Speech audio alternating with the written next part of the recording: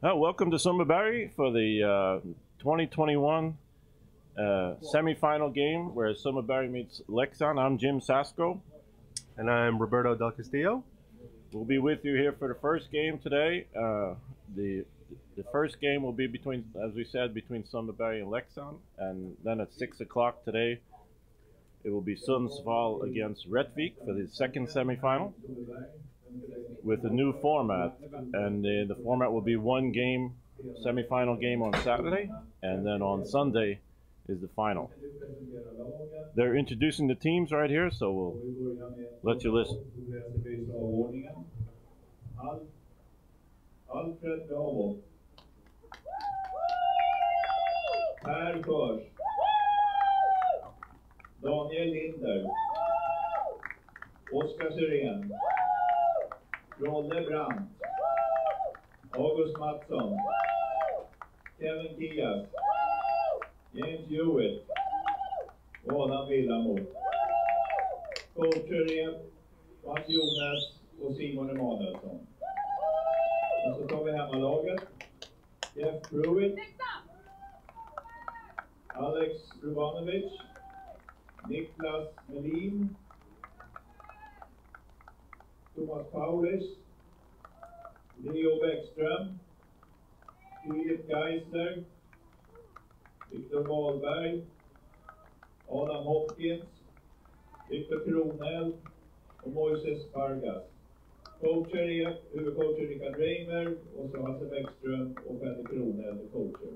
Och så ska vi presentera våra domare. På hemmaplatsen har vi Johan Andersson. På första base Hernan Martinez.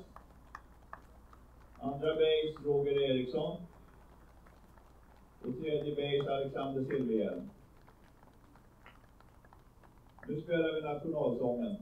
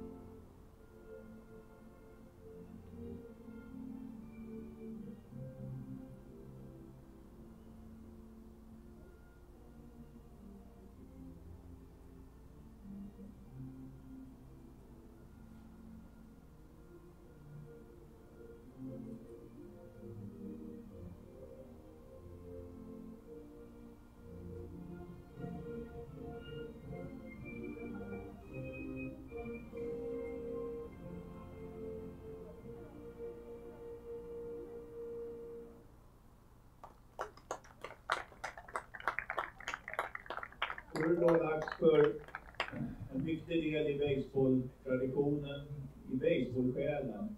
Den första pitchen som kastas. Och i varje match så är det alltid en spelare eller en person som har gjort något som gör att man väljer den personen. Och i våra fall idag så har Mikael Lilleslander blivit den som blev ombedd att kasta första pitchen. Lillis, som hans baseballnamn är, och spelade i Sundbyberg mellan 81 och 95. Han har varit och är en stor baseballvän och en stor baseballentusiast och ett stort baseballhjärta.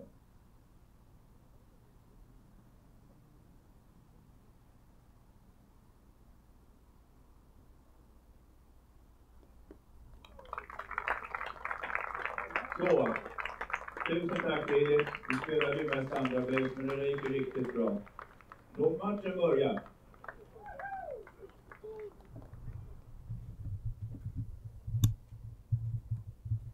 And that was pretty much almost the play ball, just before the play ball announcement here. So we're getting ready. The teams are getting ready and set up. And you can see, Jim, it's almost a carbon copy of last year. Just a wet, dark, good old-fashioned Swedish baseball day. I don't think we'd have it any other way. That's the way it is here in Sweden. But I think we have a pretty good matchup, and I think that's what it's going to be about here. just to win one game in a semifinal to get to the final. It's all about matchups, and we have two good pitchers going today. We have Moises Pargas for Sundbyberg with a 6-0, 6 wins, no losses, 2.31 ERA for the year against Oscar Surian, 3-1 with a 1.44 ERA. And the key, I think, here is the difference will be Oscar Surian doesn't walk too many guys. Only had 4 walks the whole season, and Moises has had a difficult year with 24 walks. Not that bad, but he's had a little bit of problem hitting the strike zone once in a while. So it's going to be a good matchup.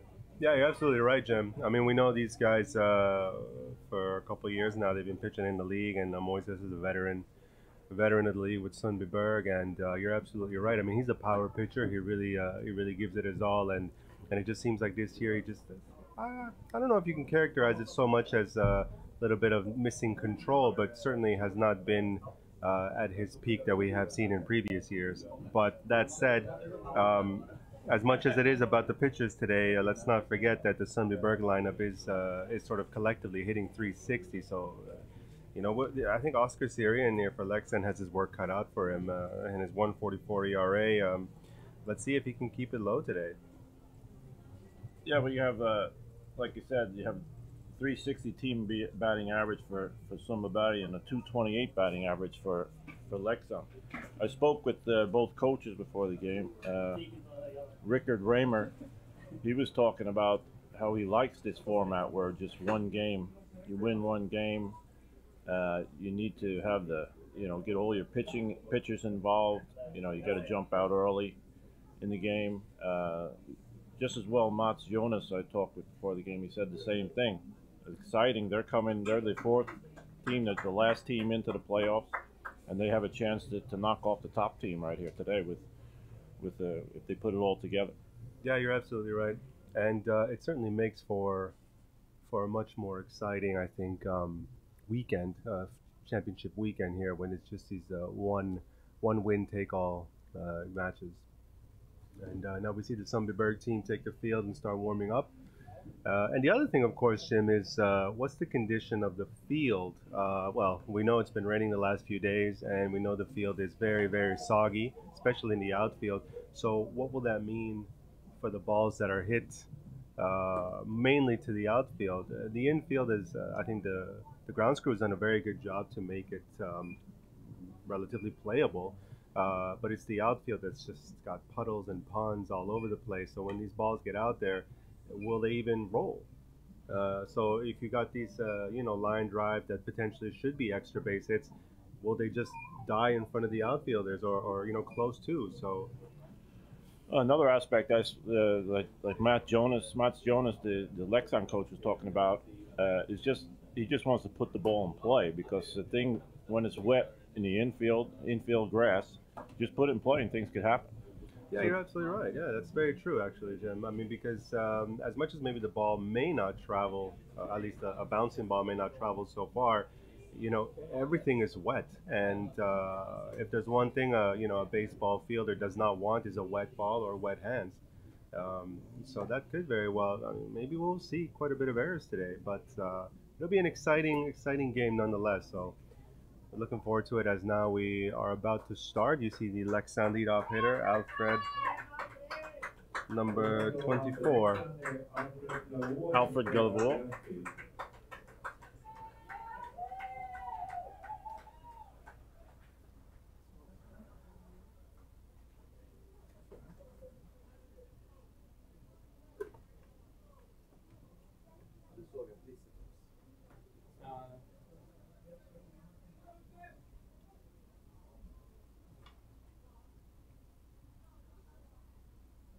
And we're on the way.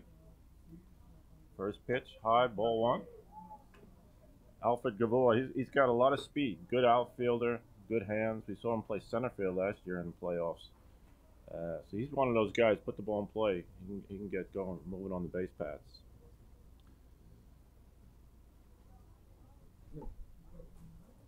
There's a strike, 1-1. His first strike by Moises. It's really important for Moises here, I think, to get to establish his fastball early in the game. I think that's what you want to do as a pitcher, just get start to get the feel and control basically for the pitch that you're going to be throwing the majority of the game. So let's see if Moises can do that. That's way outside for ball two. And you're absolutely right, Alfred. He's a very speedy guy, good fielder, just really good on the base pass. He doesn't hit for much power. He's no home runs this year. I think about 5 RBIs. He's batting 242. But like you said earlier, you put the ball in play today, and things will definitely happen.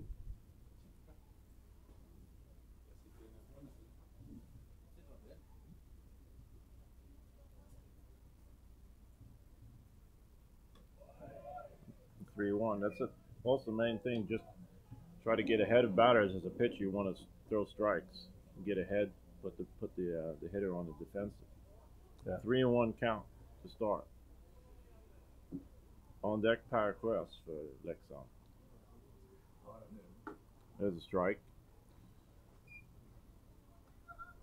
The other thing also is to start establish the fastball, establish those pitches early. I think is the key for Moises. Not to mix things up too much in the first inning. Inside, there's a walk. It's a walk to start the inning for Moises. Not ideal, but let's see if he can pitch his way out of it a little bit. You're absolutely right that it's important to locate your pitches and to get the feel for your pitches, especially early in the game. And it's very difficult, especially in a day like today where it is windy, it is cold. Your hand out there, your fingers, when you start to get cold, you sort of lose the feeling a bit. You lose the grip, you lose control. So it's important for Moises to try and have quick innings today, both pitchers. There's a ball. Paraqueras, one of the veterans in Swedish baseball, played for the national team many years. He's only got a 200 batting average this year, but he's a key clutch player. So when it comes to the key games, he's gonna be focused in. Playing third base today. There's a strike. 1-1. Alfred Glavo has 4 stolen bases on the year, so it's not that astonishing with 4 stolen bases. But once again, quick, speedy base run.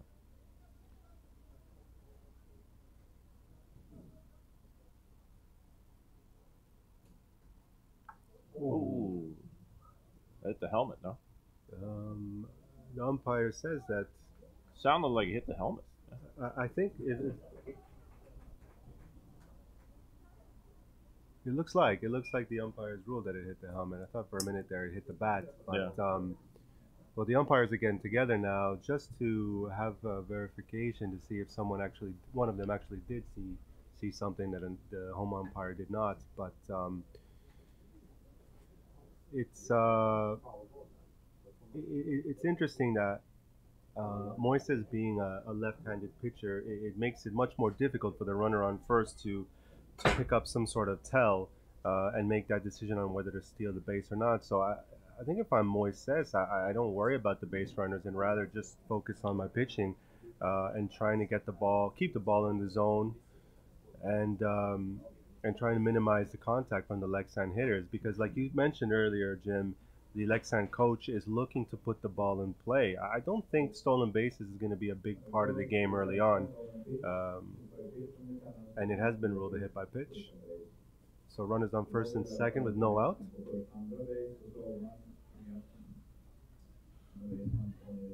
That brings up Daniel Linder also, second baseman, another veteran player for Leksand, hitting 280 this year.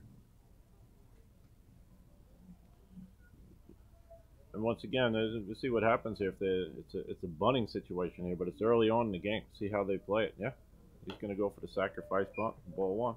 That's a good call, Jim. Yeah, that's a good call because, like we said, we want Leksand. Both teams probably want the ball in play when they're batting, just to see what happens, try and make things happen. And with no outs, Sundberg defense has to be a little bit on their toes here. The strike. Normally you wouldn't have your third hitter bunting, but again, it's a one game semifinal. It's wet grass. You want to get things happen early, and just like Mats Jonas was saying before the game, is that he wants to get out early, put the ball in play, make things happen. As the bunt popped up. And that's the first out of the inning. I think that's probably the worst case scenario that just occurred there for Leksand, unfortunately. The other interesting thing is I think Leksand wants to get out early, get ahead early, because they know that Oscar Sierrigan, their starting pitcher, with his 1.44 ERA, only walking four batters the entire season. They know that he can pitch well. They are confident in their defense. So a couple of runs on the board, I mean, it could very easily decide this game. There's Oscar now. Oscar Sorian, the pitcher. Once again, not much of a batting average, but he's got a couple home runs this year. It's a little bit of perhaps Shohei Ohtani of Leksand, right? A hell of a pitcher and a more power hitter. I don't know if he has the wheels to run as Shohei, but he's inside ball 2, huh? Oscar also a player who's going to be on with the national team this year, and after the season he'll be also going to join his brother in Holland to pitch and play after the European Championships as well. It's behind 3-0. Well, that's really great to hear. It's really great to hear about the movement between sort of European leagues, having players from different countries playing different. It's a little bit like what's really been going on for a very long time over the Americas and the Caribbean, when the major league players take a winter break to go play in the winter league, Venezuela, Dominican Republic. And it's great to see that here in Europe developing even more. It balances it. So just like we spoke about in the beginning, is that Moises needed to find the strike zone, which he's not. So the first three of the first four batters are on base. Yeah, and 2 walks and a hit by pitch. Yeah, basically, 2 walks, hit by pitch. I think we can safely say Moises is just sort of giving it to Leksand right now, and Leksand is just taking it. Despite the fact that Leksand has a relatively low batting average this season, I think these, like you said, these veteran hitters are smart enough to just wait until Moises pitches something over the plate. Like right there, you saw the number 5 hitter, Trolle Brandt. He's just. I think they're just sitting on these pitches, just waiting for a fastball over the plate. Moises knows he needs to start pitching over the plate. He can't give up any more walks. Otherwise, they start scoring runs. So it's a bit of a dangerous situation here for Sundbyberg to start the game. Corners are in. First base and third base are in to make the play at home plate. Once again, it's early. It's a 9-inning game, so your infield could play back and play for a double play. But once again, we're in a cutthroat 1-game situation, so you might want to cut down the runner at home plate on a ground ball. Trolle Brandt inside. Trolle Brandt played in the States, played in college in California a couple of years ago. He's back now. Played previously with Rättvik. Good, talented young player. Did well over in the States playing. Just like many of our young players are getting over to play college ball. There's a base hit to left field. That'll score 2 runs.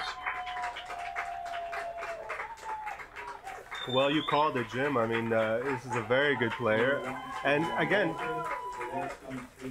I think the state of the field there just actually, despite the fact that 2 runs scored on that hit, I think that saved Sundbyberg from having runners on second and third right now, because the ball did not continue to roll and carry beyond the left fielder, Victor Kroneld.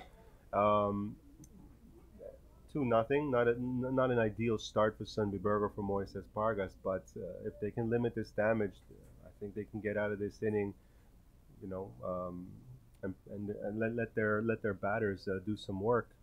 But certainly a really good piece of hitting there by Trolle. Well, that's what happens when you get behind hitters. You have to groove a fastball, and that's what he did. Behind in the count, and he just jumped on it. Yeah, he was sitting on it. You're absolutely right. Brings up August Mattsson, the first baseman for Leksand. and it's very difficult to slip a fastball by a veteran hitter who has been playing in all over, really, like you said, in the U.S., in Sweden, probably the Netherlands. That's outside. Ball two, no strikes. Um, Unfortunate to see Moises struggling a bit here as he starts the game. August Monson with a 240 batting average this year, first baseman. He's also known, he's one of the on the pitching staff as well. Usually coming in relief for them if they need him. That's very high, ball three from Moises. Moises on the verge of loading the bases again. And this is really where you just need to, as a veteran, you just need to buckle down and say, okay, let me just pitch over the plate, adjust whatever adjustments I can make.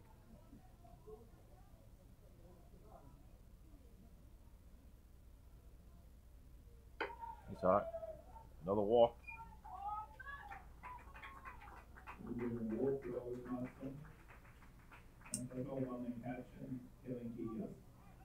And the catcher, Kevin Kias, coming up to bat now. See the catcher from Sundbyberg also going out to the mound and talking with Moises, probably trying to settle his pitcher down a little bit.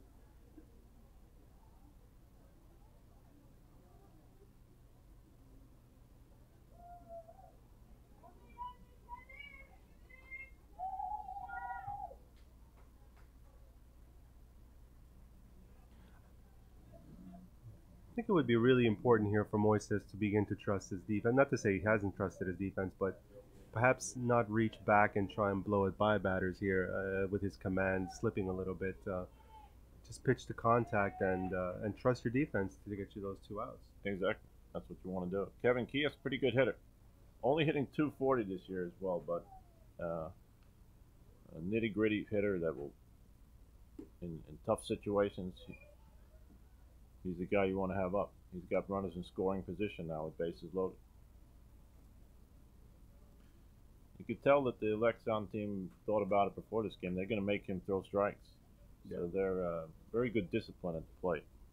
Nobody chasing any bad pitches right here. There's one down again, 2-0.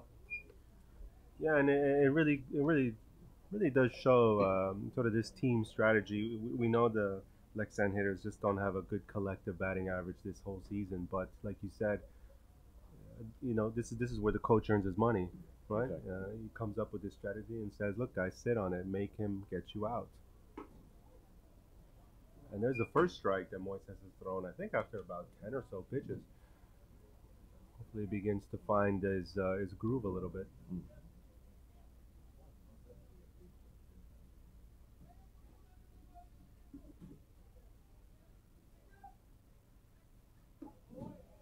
All three.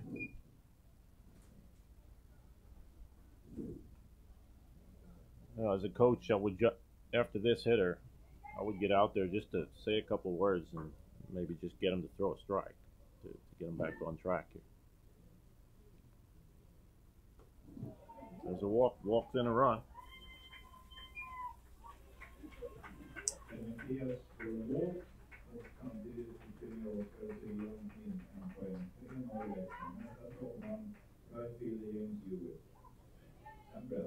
Now coming up, right fielder James Hewitt, number 8 hitter for Leksand. Now you just mentioned what you would do, Jim, as a coach, but I think the other question is more so, since this is a one-time elimination game, as a coach, how much of a rope or leash do you give Moises? How long do you let him pitch, knowing that there isn't a second and third game as there normally is? Exactly. A little bit of a series. There's no series. This is it. This is the elimination game. Do you allow him to give up 5, 6, 7 runs? You got a strike, first pitch. Strike.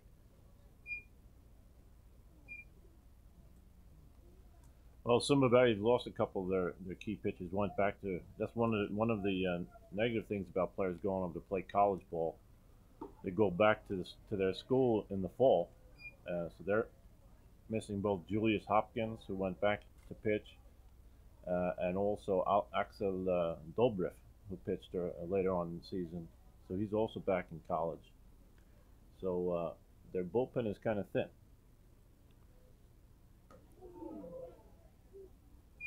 2-1. No, I agree exactly. You hit it right on the spot about those that pitch to contact. You know, let them hit the ball. Let your defense make the plays right here. That's what it's got to be. Got to be the message. To Moises between innings. There's a strike. And I think that maybe it's a little bit difficult for a pitcher like Moises to make that adjustment on the mound because that is his style. He reaches back and he blows it by hitters, and it's worked. So when something works, perhaps it's difficult to try and deviate a little bit from that. And it looks like he's still trying to do that, blow it by the batter. And here's a full count now. Let's see if Moises continues to try and reach back.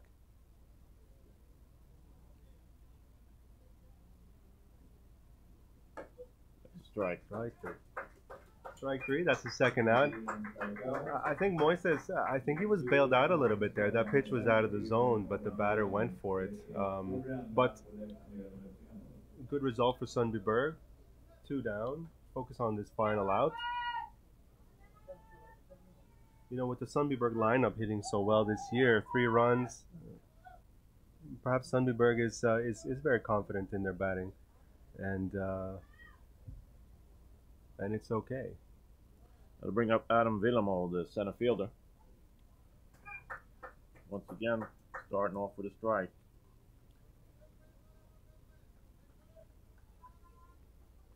That gives a chance the defense to play back, cover ground. So you don't want a slow ground ball going through here. So you got to, if your defense is back, then maybe you can cover more ground and make the plays. 1-1.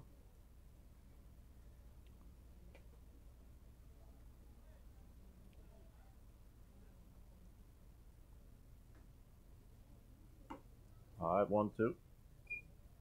Or 2-1, right? 2-1. Yeah. My bad.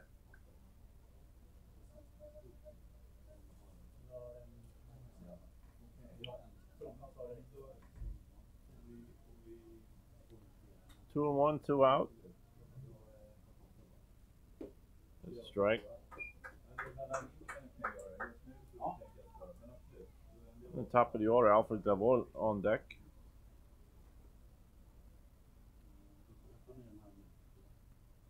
Two outs.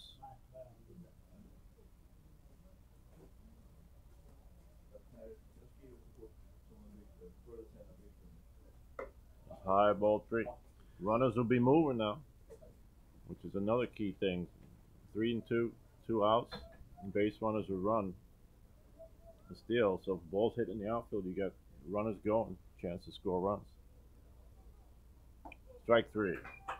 That's good job by Moises there to retire the final 2 batters of the inning. And that's the end of the top of the first. And just a reminder, here's a swish number for the Sundbyberg Heat Baseball Club. If you find it within yourself to donate a little bit to the baseball club, this is the number that you can use.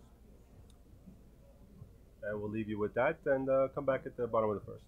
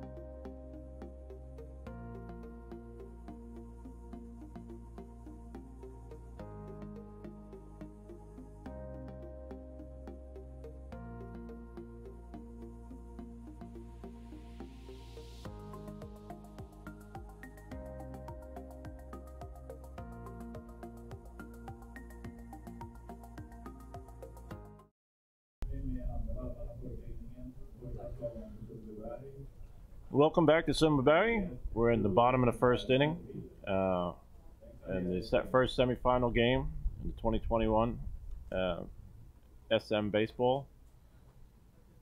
We have Jeff Pruitt leading off for Sundbyberg.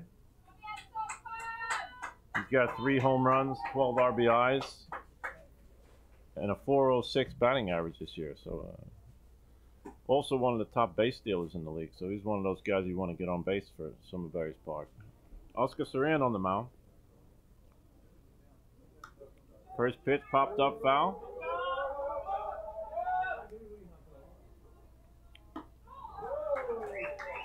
Well, that's unfortunate foul pop out there for Jeff. Handled really well by the catcher, the Lexan catcher, Kevin Kias. And this is exactly, I think, what Sundbyberg does not want to do. I know you're excited to start getting runs on the board and get back in this game, but swinging at the first pitch, especially against a guy like Oscar Sarian who has only walked 4 batters, you know, this is a guy who is around the plate, but probably not throwing things down the middle. He's probably around the zone. He's got very good control. Like we said at the start, he doesn't walk too many guys, Oscar, and he's got 1.44 ERA. And as you see, getting ahead of hitters with a strike. Alex Urbano with stepping in. It's strike 2. Good off-speed pitch. Alex got 2 home runs, 23 RBIs, and hitting at .397 for the year. Swedish American, born in California. Played Division I college and spent some time in Europe playing in the Czech League a couple years ago. Another pop-up. Passa på att säga att alla ni som står en foul ball och lämnar in till Sundbybergs dugout får Facebook-kort.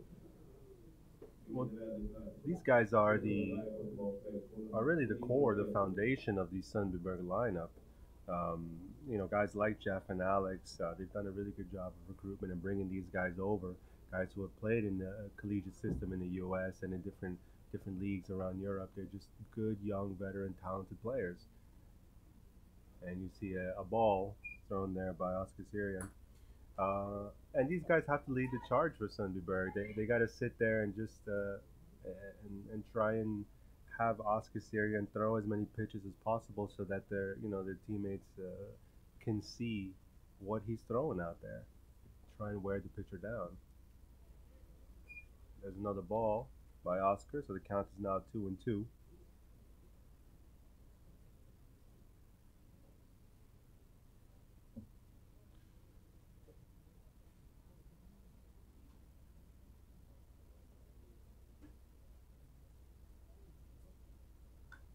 Foul ball, strike 2.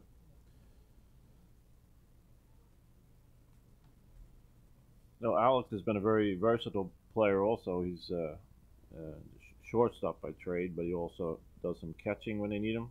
And he's also been pitching a lot this year. He's had a couple saves. And I'm not sure if he's had many starts. But he started 2 games this year.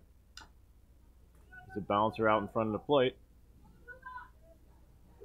Not there in time.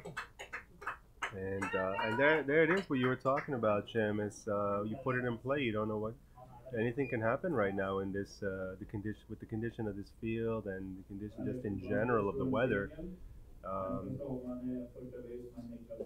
You saw the catcher slip a little bit there as he fielded the ball and tried to throw it to first.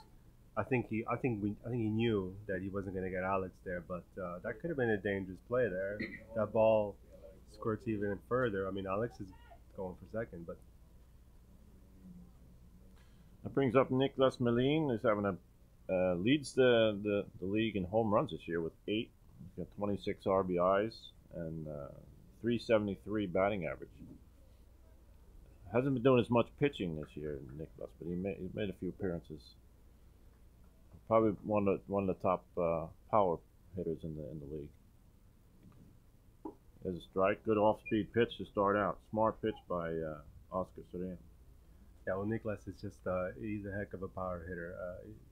regularly is at the top of the league with home runs. At times you can see Niklas get perhaps a little bit pull happy, but this year he's really made an effort to just put the bat on the ball and make good contact, and you see that shows up in his batting average. And you saw right there, he's not afraid to this year to push that ball to the opposite side and just become an even better hitter now.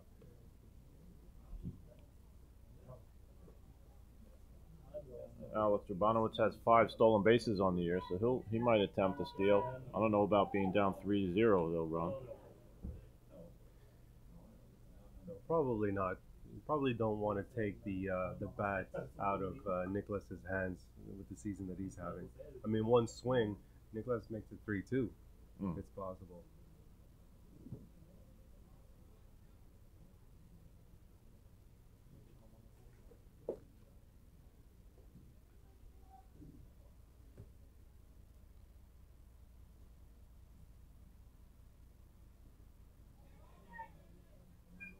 Bounce one. Not too many players in the Swedish league get where they put a shift on, but we have a little bit of a shift. We have the shortstop playing out over behind second base, so they're shifting over to pull Niklas. He'll hit the ball, he'll pull the ball or put it up the middle, so it's pretty smart. Third baseman is still, Paracress is still towards the line, so there's a big hole on the left side. There's a good curveball for a strike. Well, that was a really good breaking pitch there by Oscar Syrian. Unfortunate for Niklas there, but you're absolutely right. I think that shift was a result of sort of historically the Leksand team knowing what Niklas, has done with the bat. This is Tom Paulus making his first appearance in the Swedish league. He's been on the roster in Sundbyberg all year, but hasn't made it over from the States. A Swedish American. Tom plays for the Stevens Tech Ducks in New Jersey actually. Had a good season with .305 batting average, 3 home runs, and 27 RBIs. He's got 1 year left to play in Stevens Tech. He'll be a part of the national team as well, coming over to play in the European Championships in Italy this month. First got in touch with him when I was coaching the national team a couple years ago. We were in New York, and we had him to come down and play. Bounce to the short. Good play by Trolle Brown. And he got him. That's a heck of a play by the shortstop there to end the inning. Well, down goes Sundbyberg, and that's the end of the first. And we'll see you top of the second.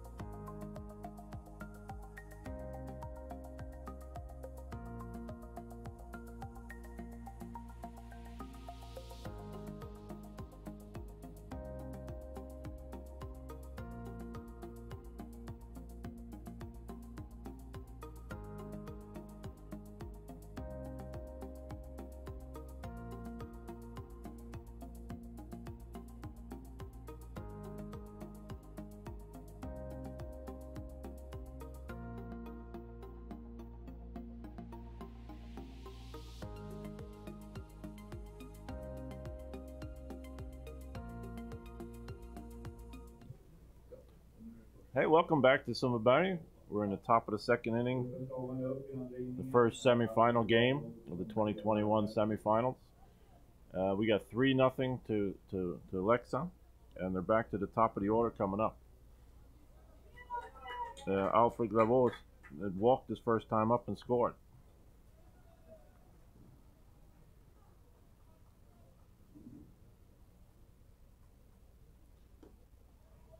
take a quick look at the Sundbyberg defense. We got Leo Bexon catching, Nicholas Molina at first, Victor Wahlberg at second, Alex Urbanowitz at short, Thomas Paulich at third, Victor Krunell in left, Jeff Pruitt in center, and Adam Hopkins in right field. Well, like you said, Jim Alford came on last inning and just really set the table for Leksand and got them started. Just taking a walk and getting on base, and it looks as if there's a strike thrown by Moises. It looked as if Moises was starting a little bit again, just didn't have the control like last inning, but there he threw a really good pitch outside.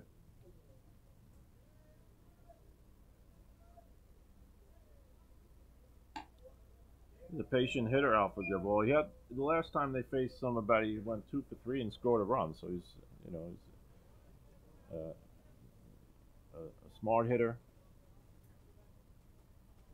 and he's also one of those young kids that lifts his game when you play the tough competition. There's another walk, second walk of the day for Alfred Gabal. Yeah, you're absolutely right, Jim. I mean, he's a smart hitter. He knows what he needs to do against this Sundbyberg team, against Moises. And like you said, it's a team strategy. It looks as if Leksand is just sitting back and allowing Moises to throw balls. And they're going to challenge him and say, hey, you need to get us out before we start swinging at things outside of the zone. I was going to say the same thing, but I was going to say they're going to make him throw strikes. To allow him to throw balls or make him throw strikes. Either way. That is a strike. That's a strike from Moises. You know, the other thing, though, is with all these walks and the bat around inning from the first inning by Leksand, how many pitches is Moises throwing, and how is that going to affect him as he gets through the game? There's another strike. Now Moises perhaps is starting to feel a little bit of a rhythm here with his pitches, but look, when you get a high pitch count in the 5th, 6th inning, like you said, the Sundbyberg team has lost a couple of pitchers who have gone back to college. There's a ball outside, and you know, they do have guys like Nicholas Molina and Alex Urbanowitz who can step in there for Moises, but then you pull these guys away from their positions. Yeah. They have Lucas Johansson, who's a young junior, who's done a good job coming in relief. I think he could step up to the cause if they need him. But it's a tough spot coming in as a junior into the SM semifinal. It is definitely difficult, and on top of that, you got guys like Moises who throws probably 90, 91. And then a guy like Lucas, who is still very young, working his way up, working his strength, probably throws there's a hit. Ground ball to short. Good play by Alex Urbanowitz, double play.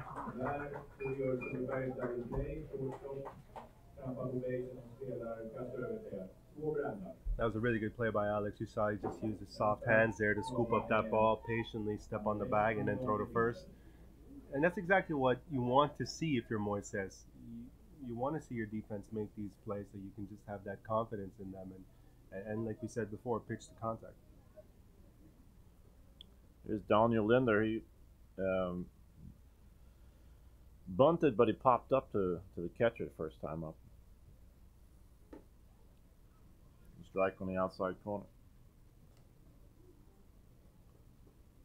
He's probably the only batter last inning for Leksand who didn't have a great at-bat, and he knew it.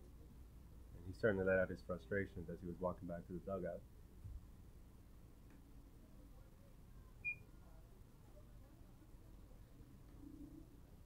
Yeah, they're still being very disciplined, the Leksand team. The second time around, they've seen most of it, what Moises Pargas has today. So they're waiting for their pitch. Oscar Soriano on deck for Leksand. Popped up foul, strike 2.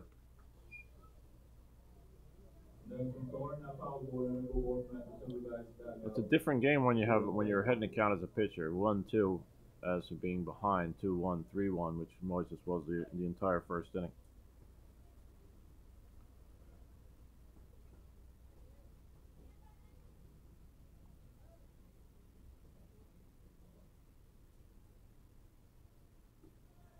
Bounce at 2-2. 2-2, 2 outs.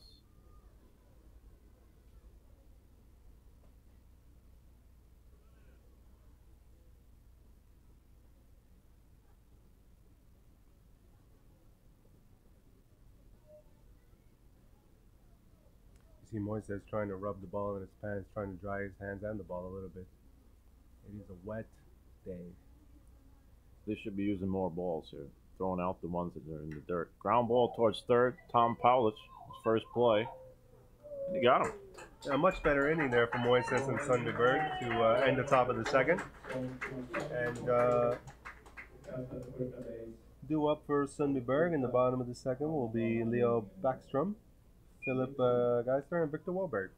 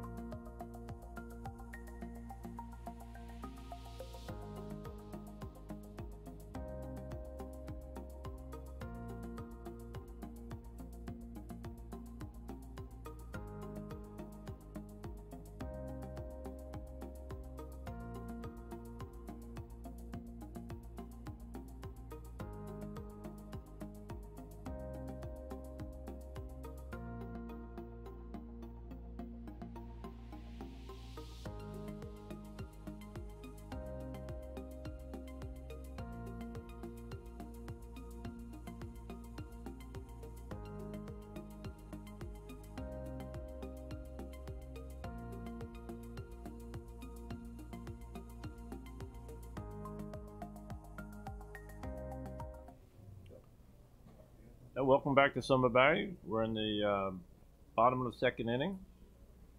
3-0 lead for Lexon.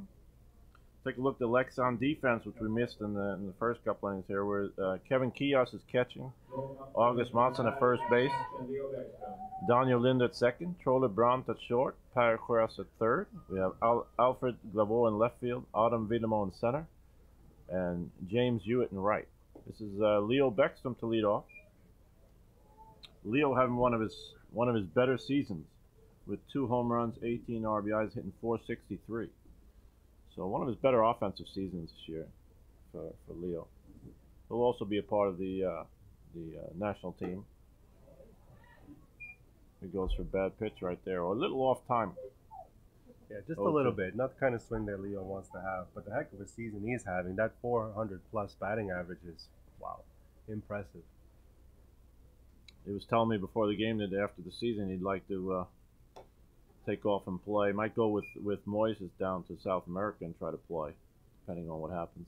He's looking to get out of Sweden and raise the bar a little bit for his development. Yeah, and that would be a really good thing, I think, for him as a young player, just to go out there and get some experience, and not just playing abroad, but even just being abroad, living abroad, experiencing the difference in culture. What kind of different teammates do you have? What style of ball do they play there? I think it'll be a really good, enriching experience for him. He played as a season in Delta College in California, which is tough when you play in a junior college in California. There's a lot of players in front of you, but he gave it a shot, and now there's maybe other things to come out to different countries and see how the baseball is out there. Got a 2-2 count. Strike 3, good off-speed pitch. It's a really good off-speed pitch by Oscar Sirian, and he's feeling it today. He's really throwing the ball well, like he has been all season long.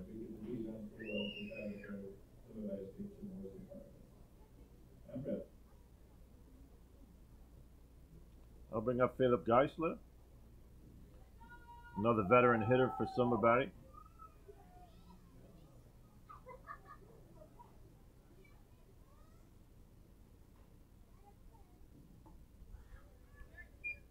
As a strike. I'd like to remind the viewers you can subscribe to the Sundbyberg Heat TV YouTube channel. Just make it a little bit easier to get some notifications whenever we are streaming.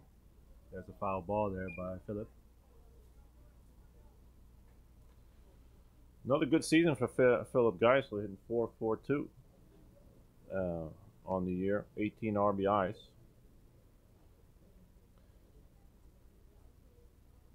Again, a veteran player, has played many years with the national team. Made a comeback a couple years ago. Mostly used a DH, first base. Played a little outfield during the season as well, depending on how they switch around and need him. Strike three. Down strike three, so they throw him out at first base. And that's two quick outs there for Leksand. And right now, I think Leksand is playing this game exactly how they want to. They are slowly grinding down Moises, making him throw a lot of pitches, and doing completely the opposite when they're out on defense and pitching. Oscar Syrian not throwing very many pitches here, keeping himself fresh, keeping himself warm. The Leksand defense still on their toes, but haven't really had much to do today. So let's hope Sundbyberg begins to put in some quality at bats. There's Victor Valday, one of my players. I'm coaching the junior team in Sundbyberg.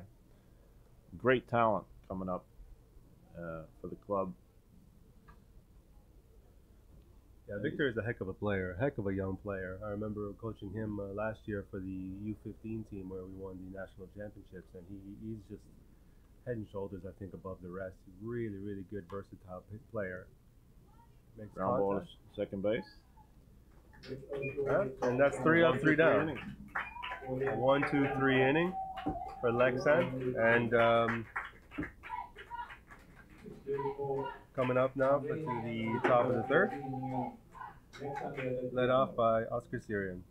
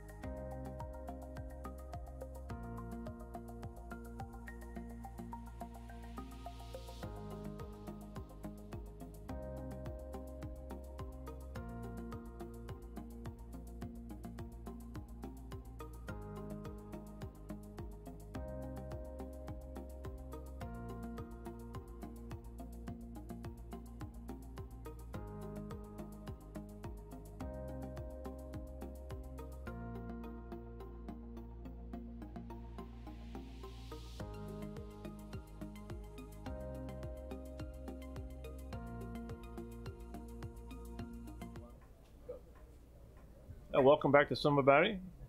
We're in the top of the third inning of the first semifinal game, and we have Oscar Syrian leading off. 3-0 to Leksand so far.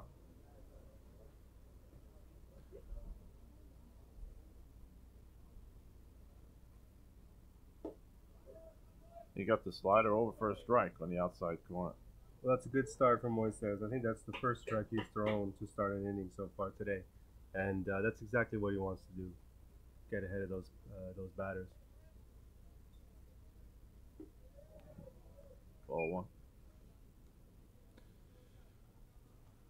I'd like to see, it's easier to coach from up here instead of being on the side, but I'd like to see him to throw a fastball strike, throw another fastball strike just to get established. He's mixing up different pitches. There's a good pitch. 1-2. I think that's maybe was a bit of his problem in the first inning, trying to establish one pitch that he could throw for a strike. Now it looks like he's got his slider going well. See how much he uses it. Off speed, curveball. He struck him out. Call it strike 3. Really good pitch there by Moises and a really good start. It is true though, Jim. I mean, it's a heck of a lot easier to coach and metaphorically play when you're announcing the game in a warm seat as opposed to outside in 15-degree windy weather. His Troy LeBron got a base hit and knocked in 2 runs in the first inning. The 2 RBIs.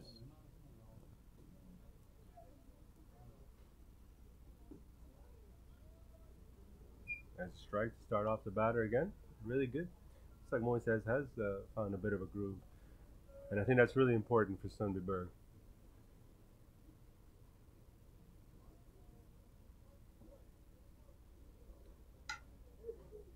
Popped up to short.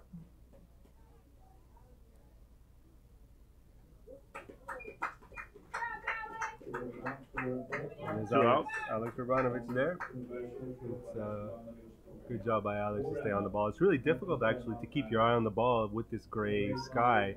The ball really blends in when it's hit very high. So good job there by Alex. The lights are on here now also, which is good.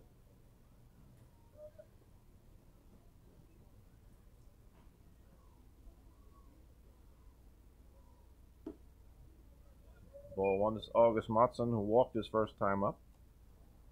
Ball 1.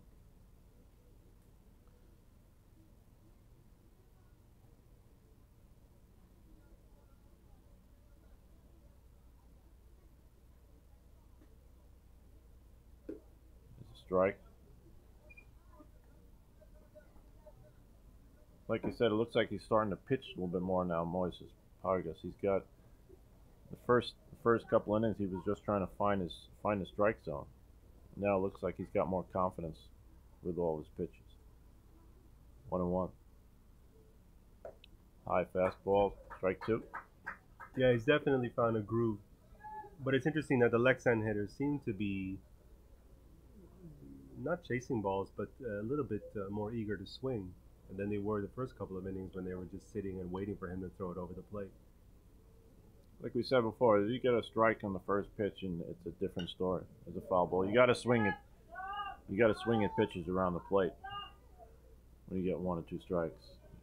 So he's been behind in the count, and then you just stand and watch pitches go by, which he did at first. The 6-7 batters walked the first time.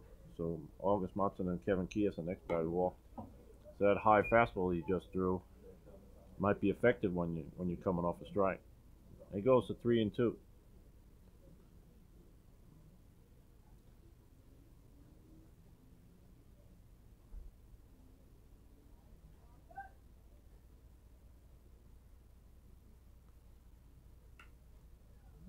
Short blooper out to second base. Victor Valverde gets it. A really nice play there by Victor Valverde to stay on the ball and run it down. And that's a really good 1-2-3 inning there for Moises and Sundbyberg to end the top of the third. And coming up now to the bottom of the third, with Sundbyberg coming up to bat and really needing to do something now.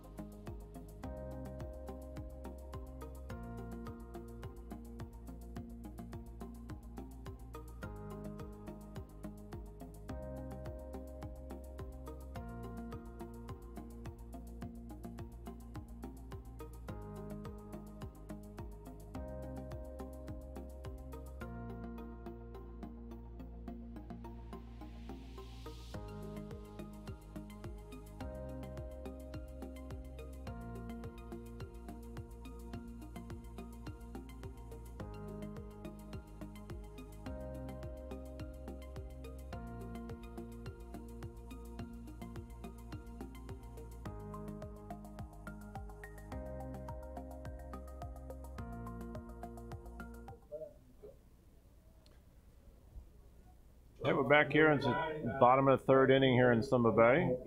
The first semifinal game of the SM Finals. It'll be Adam Hopkins leading off against Oscar Surian. Adam has 1 home run, 7 RBIs, and a 204 average for the season.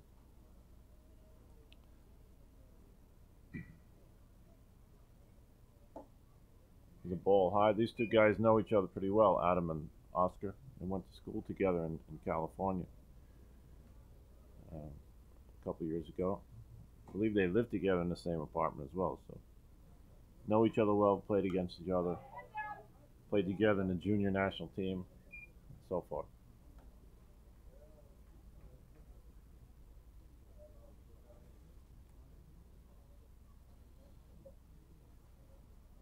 There's got to be pride involved here. Who does what, offensively or defensively here. He hung a curveball, base it up the middle. That's a really good piece of hitting there by Adam. Has struggled a little bit this season, like you said, with his stats, but there you go. That's bragging rights right there. Stayed with the breaking ball, hit up the middle. Score 1 to the Sundbyberg roommate, former roommate. I'll bring up Victor Kruneld. Also having a pretty good year. Hitting .393. No home runs, 14 RBIs. Versatile player, Victor. Can play outfield, play infield. He started out as a young catcher when he came up. Had a good game against Lexington last night. Went 2 for 4 and scored 2 runs. There's a bunt. First base side. Nobody there. Oh, well, that is just a breakdown defensively by Lexan, unfortunately, and good thing for Sundbyberg. First baseman did what he needed to do, but Victor is just a really fast runner. You saw that. He really went down the line really quickly, and the pitcher just wasn't able to go. And I think the second baseman was a little bit confused there for Lexan. Daniel Lindberg was looking and heading towards second, but instinctively, but I think the mistake was he should have been covering first base. And now we got runners on first and second, no outs for Sundbyberg. And this is what we talked about earlier, isn't it, Jim? Like their lineup is dangerous. And Oscar Surian, hey, he's not going to walk a lot of guys. Only 1.44 ERA this year, but this is now a critical moment for him. He needs to just dig down and focus and probably start counting some outs. You got nobody out, first and second. This is another bunting situation. Hops this one up, goes foul.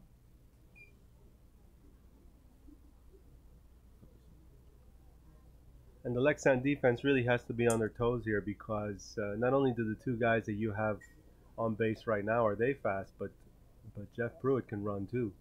So if he puts down a really well-placed bunt, it's possible the same thing happens again and he beats out the throw to first base. So Lexan's got to be a little bit careful here.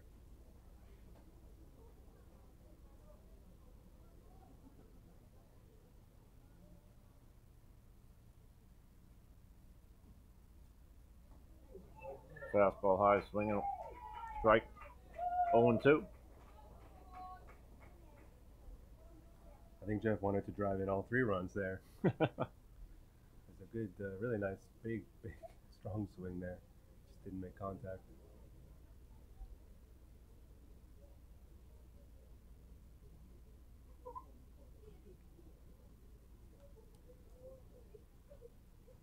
Just missed that one. Count still 0-2. You see Oscar Surian, he's not trying to blow it by anyone. He's mixing his pitches well and using his off-speed pitches, especially when he's ahead in the count. So he's smart pitch. He's got 0-2 now. Let's see how if he makes a smart pitcher. Not too good for the hitter. We'll see what happens. He's making him chase a little bit. 0-2. It's really good at bat here by Jeff Pruitt. Despite the 0-2 count, he's really battling, working hard, and he's not going to give anything up here to Oscar. So it's the first time Oscar Surian's really had to work today.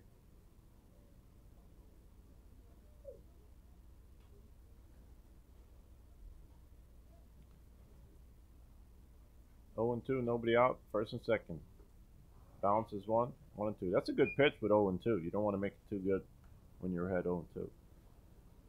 No, that's right, and that's the key, right? When you get ahead of the pitchers, it allows you, ahead of the batters, it allows the pitcher to just to get a little crafty and try something out of the zone, and different breaking pitches, which are much more difficult for batters to pick up. Goes the fastball high, strike 3. Good pitch. Yeah, it's a very good pitch. Maybe Oscar heard our commentary a little bit and said, "Hey, I can't blow it by these guys," you know. So there you go.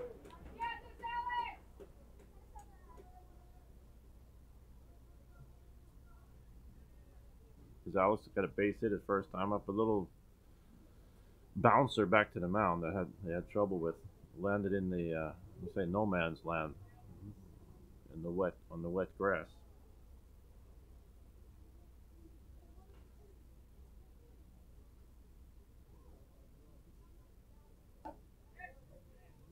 Strike 1 on the outside corner. He's got good command of his fastball, I think. Really good command. Wow, 4 walks the entire season says it all.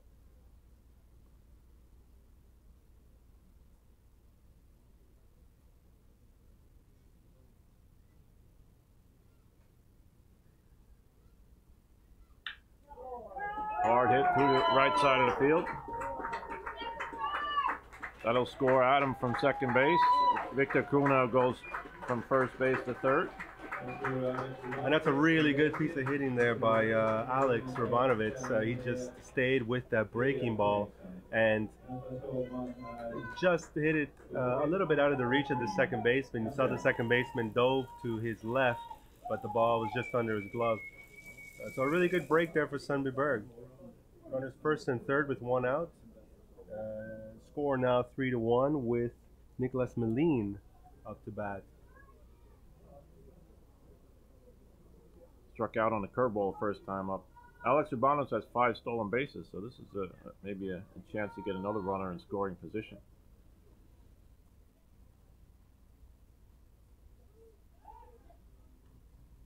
Yeah, you're absolutely right. Close. Looks like I think he hears us.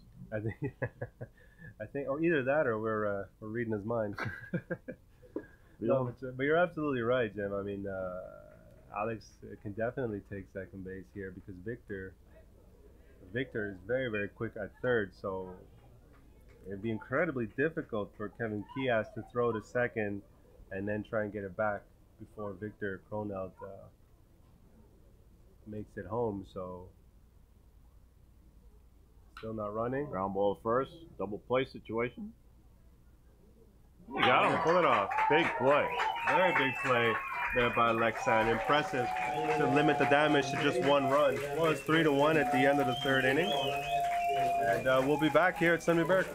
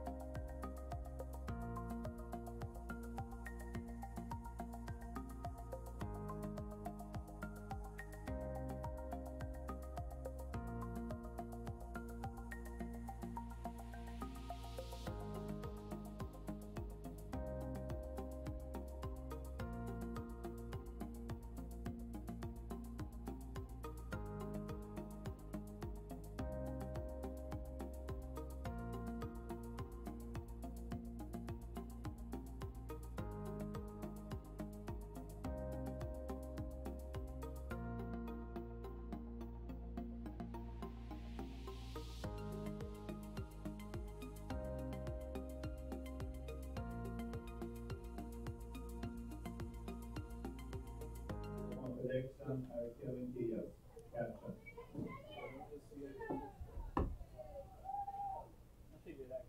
Top of the fourth inning here in Summer Bay. Kevin Kias, the catcher, coming up. Walked his first time up.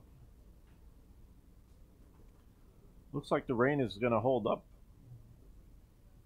I was a little worried before we came down here if it was going to be rained out this whole weekend, but it looks like looks promising. We haven't had much problem in the outfield with grass or a little wet infield. That's what it's been.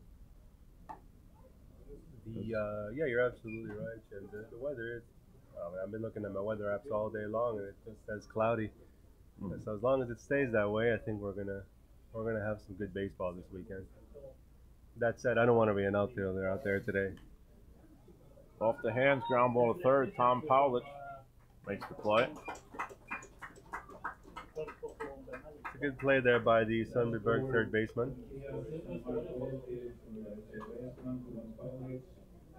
It's really difficult as a defender when you're out there on a cold day to just stay warm and stay loose. So it was a good job. He'll bring up right fielder James Hewitt. Struck out his first time up. If I remember correctly, I think James Hewitt is a former Sundbyberg player, right? Came up in the Sundbyberg system. Yeah, I believe he did. He went up to the academy, the Lexington Academy, and stayed on. Correct. That's correct. I'm just guessing, so I haven't talked to him, but I think I remember that.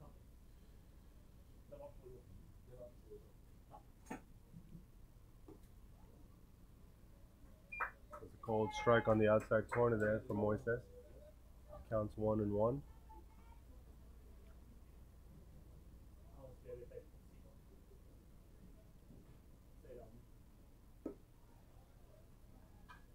Looks like he's got more command of his off-speed stuff and sliders and curveball than he does his fastball. He's got the bottom of the order here with number 8 and 9 hitters. Should be pitching to contact, like you said before. 2-1 count.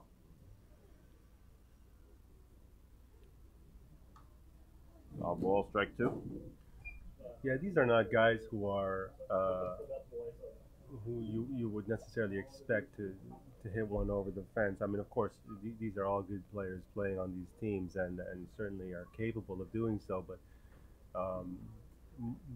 traditionally, and that's a swing and a miss, strikeout for Moises. But traditionally, when you talk about guys at the bottom of the lineup, these are guys who are just trying to put the bat on the ball. They're not your home run hitters. Well, you can see they have when he gets ahead, you can throw that high fastball. Both against Kevin Kias threw it high in on the hands of his head with a strike, and now he's ahead with strikes. Throwing a high fastball, look, it's got a little speed on it as well. Ball 1. Adam Villamo struck out his first time up.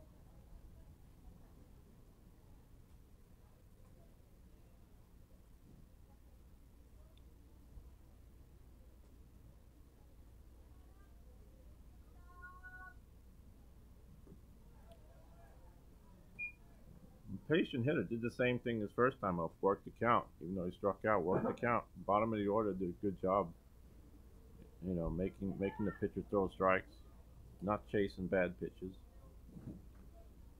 You know, the whole thing is to get your top of the order up, get on base. That's very true. Well, make the pitcher work. Yeah, make the pitcher work. That's been the difference in this game: the Lexan patience and the walks from Moises in the first inning. That's really been the difference in this game.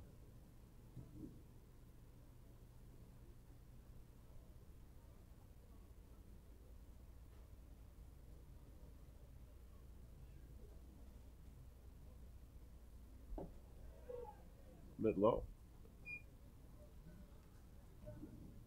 3-1. 3-1, 2 out, nobody on. Top of the order, Alfred Jabot on deck. There's a strike.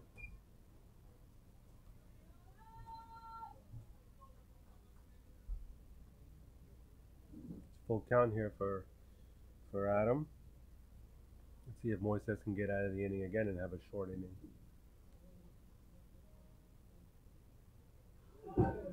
They walked him.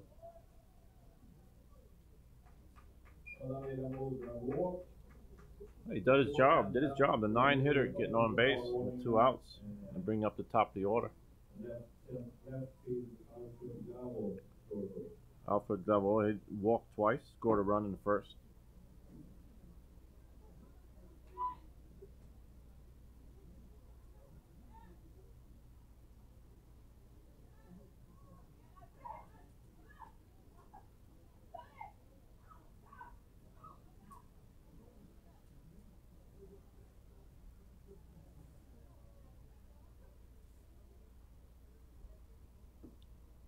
There's a strike to start off.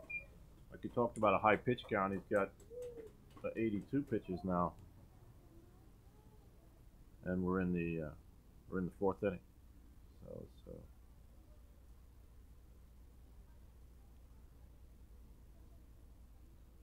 you know, compare that to Oscar Serrano's only got 41 pitches, so he's throwing a lot of pitches, getting behind in the count. And that's something that's going to be an issue probably in a couple of innings now for Sundbyberg. Is I'm not sure what the pitch count will be for Moises. Maybe they have none and they'll just let him go to 120. But at some point he's going to start tiring. He has to throw over to first base. That was very close. Almost got over the head of the first baseman. He misses that one, then Adams going to run for days. He's going to go. So, like I said, wet grass, got to go chase the ball, got to make the throw. Would be on third base after that if he missed that. Good play by Nicholas to get up there. Malin. Strike. 1 and 2, 2 out. Adam Villamo on first base.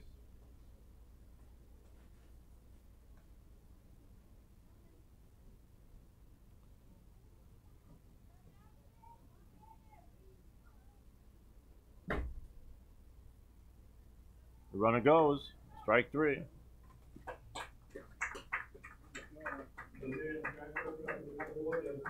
After 3.5 innings, we got a 3-1 score. Lexon 3, Sundbyberg 1.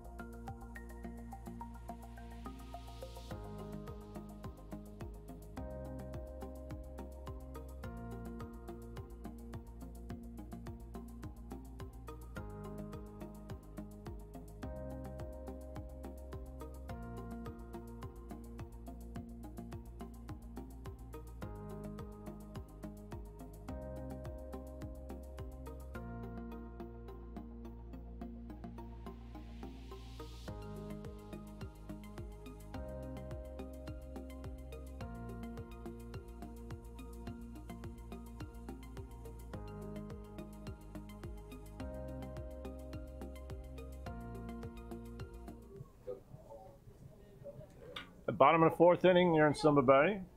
Tom Powell to lead off. Got his first at bat in a Swedish team uniform, in Sundbyberg uniform. First time up, grounded out to short. Goes to the first pitch, pop up foul.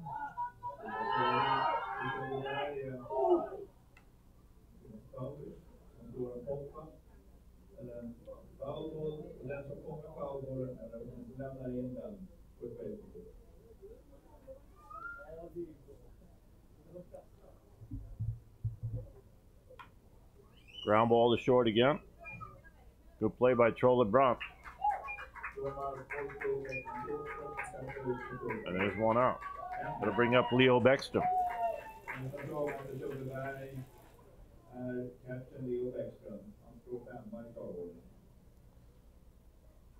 Leo struck out his first time up.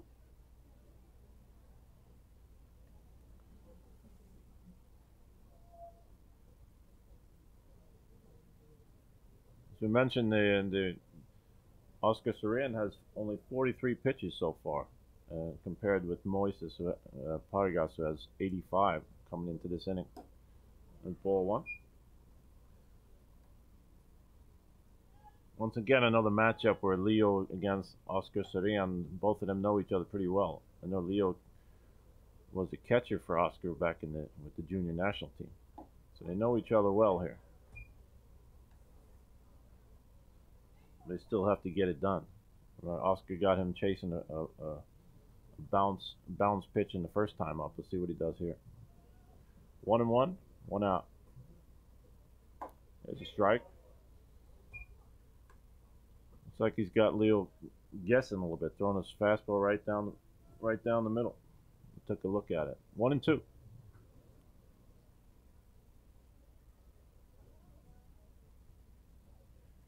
Foul balls.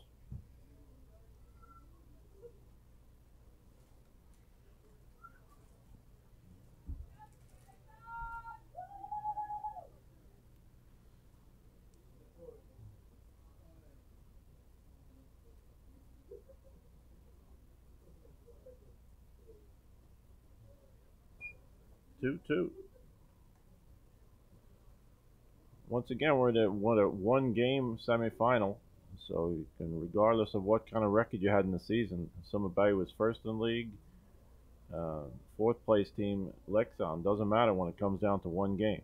Leksand leading 3-1 here in the fourth inning.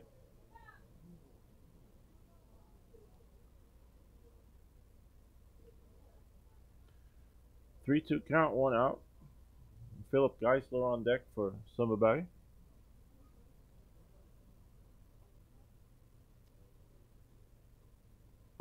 Strike 3. It's the second time he's got him. Struck out Leo. First time it was on the off speed. This time a fastball.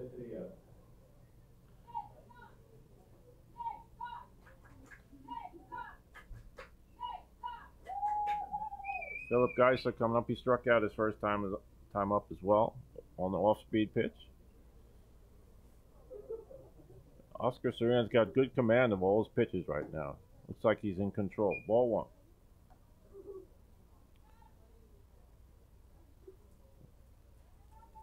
You can see as well as another shift on. We got the shortstop playing out over second base, just like they did against Moline. I think that Philip will pull the ball. Pulls one down first base, foul ball. You can see from the high camera position, third baseman's close to the base, but a little bit of a shift to take away the base hit up the middle and the ground ball towards right field.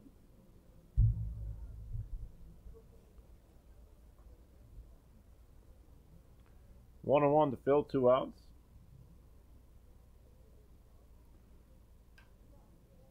Popped it up to left field. Alfred Gallo. Good play.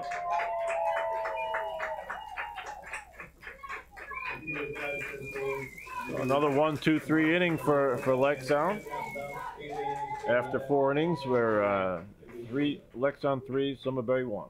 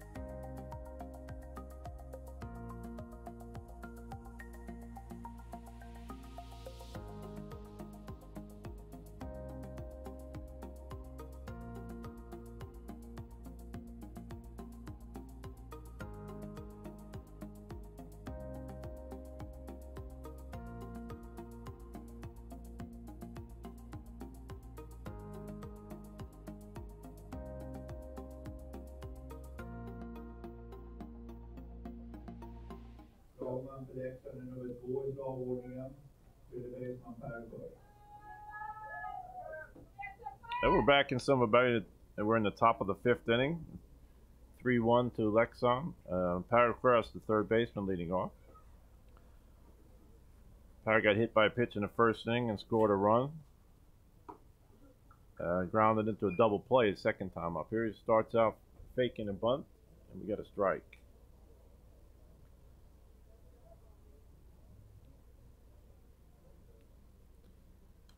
Fouled off, strike 2. Par is probably the I'm just guessing here, but he's probably if Leksand goes on to win this game, he'll be probably the starter in the final tomorrow's pitcher. I would believe. He's one of their top pitchers they have. A veteran player, played many years national team. Smart hitter, as you see, 2-1. Or 1-2 it is. My bad. 1-2.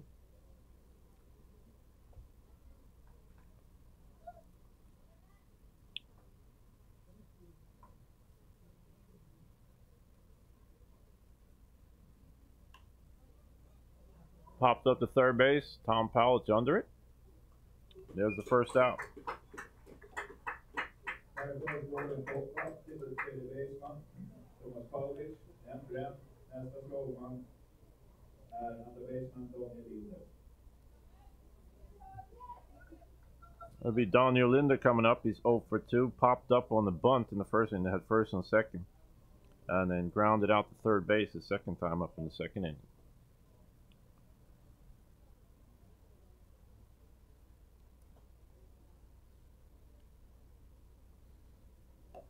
Ball 1. Daniel, another veteran player for Leksand. He's one of the key veterans that keeps his team together. I was coaching the national team a couple years ago. He was one of our top pitchers out of the bullpen as well.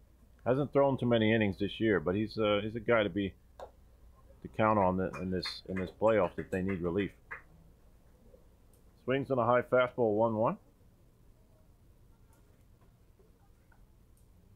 Smart player. Daniel, originally from Stockholm, moved up to Leksand a number of years back. Little squibbler to short. Rubanowitz, a good play. They got him. Some great play from shortstops today.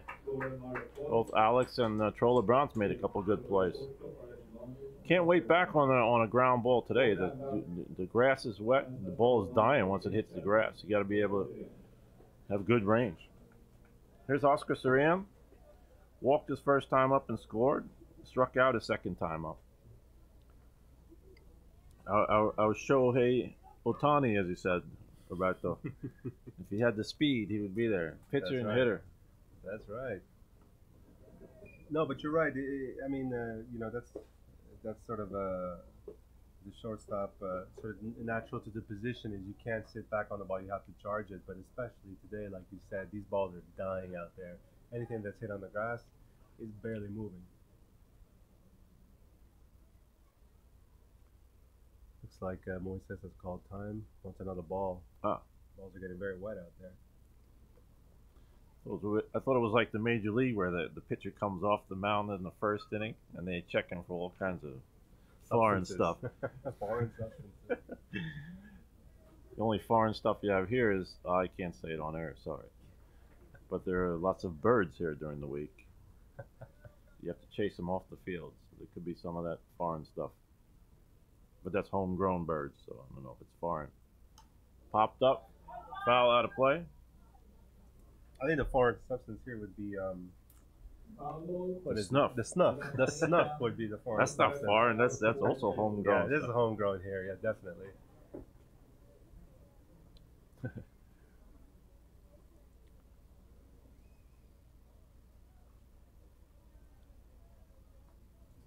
1-1, 2 out, outside.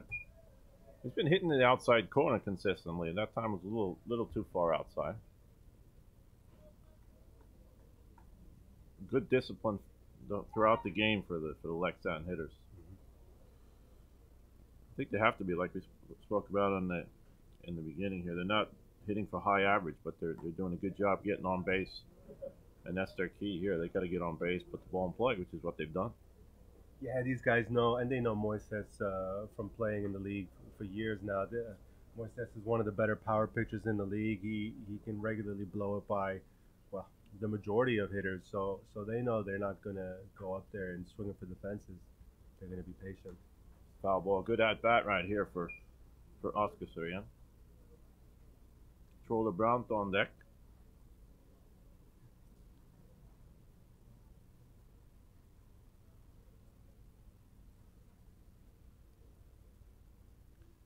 3-2, 2 out. Nobody on. Ooh, we hit him. Not intentionally. You don't want that to happen when you have potential 1-2-3 inning. No, you're right. You're right. And now Moises just has to dig deep a little bit here and say, okay, you know what? That pitch got away from me. Got a guy on base. Let me just focus on the batter and try and get this last out of the inning. So unfortunately, hit him in the right shoulder. He's a left-handed batter and a right-handed thrower, the pitcher. That's tough. That's why you usually see an elbow guard on their arm. This time hit him up in the shoulder. Pretty soon they'll be wearing shoulder pads, right? Like football, American football players. That's right. His Troller Brandt, 1 for 2. He had a base hit and 2 RBIs in the first inning. Part of that big inning where there was a lot of walks and hit by pitches, and then he broke it open with a base hit. He popped up to second base the second time up. 2 men out, man on first base. Goes for the first pitch, pops it up. Could be trouble. It is. Alex makes the play. Alex Urbanowicz, good play. Very good play there. But he ran the furthest between the center fielder, left fielder, shortstop, and second baseman. He ran the furthest. Heck of a play there by Alex to finish the top of the 5th inning.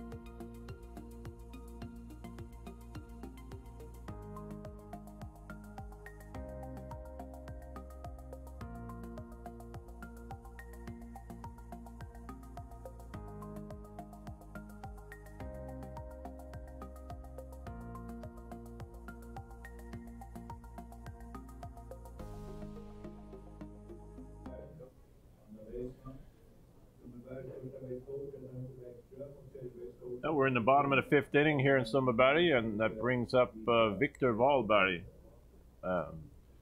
rookie second baseman. And I forgot to mention last time when he came up. Last time they played Sundbyberg, he went 4 for 5 with 2 home runs when they played Leksand last time. Sundbyberg against Leksand. As a junior, that's a great accomplishment. Well, we're talking about a 16-year-old here. That's really, really impressive to be out there against some of these guys that are almost twice his age, and some of these guys are in sort of their physical peak, their prime.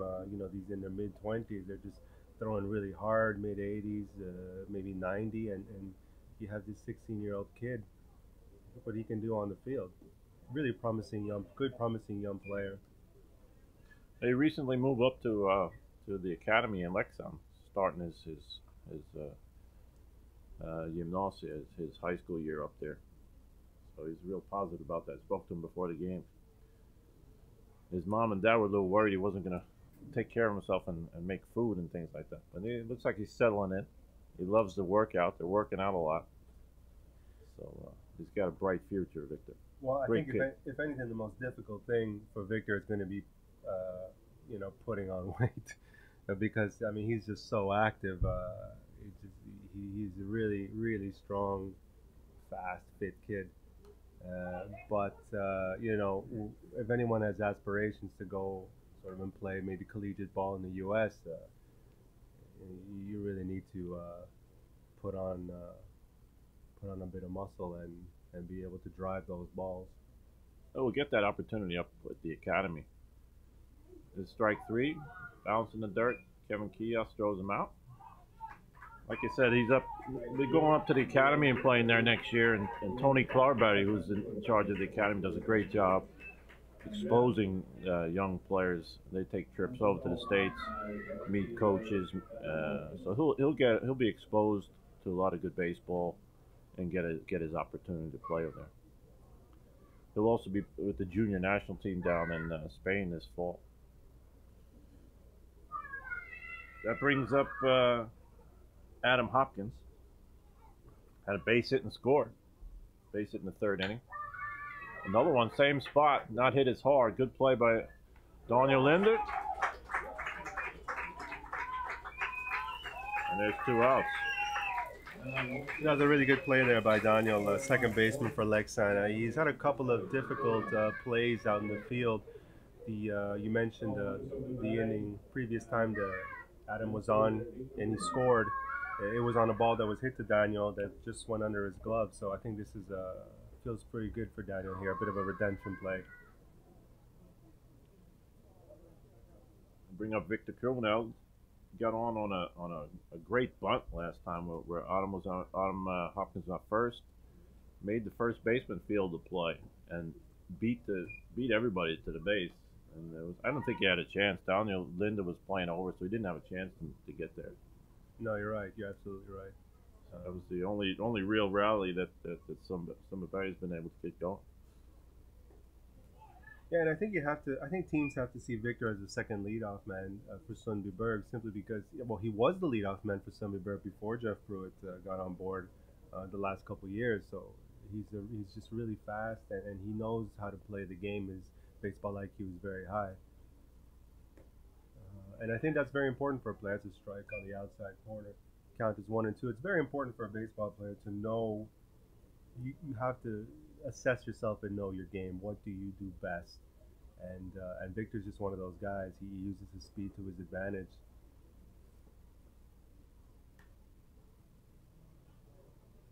Ball hit over the right field. Just a foul ball.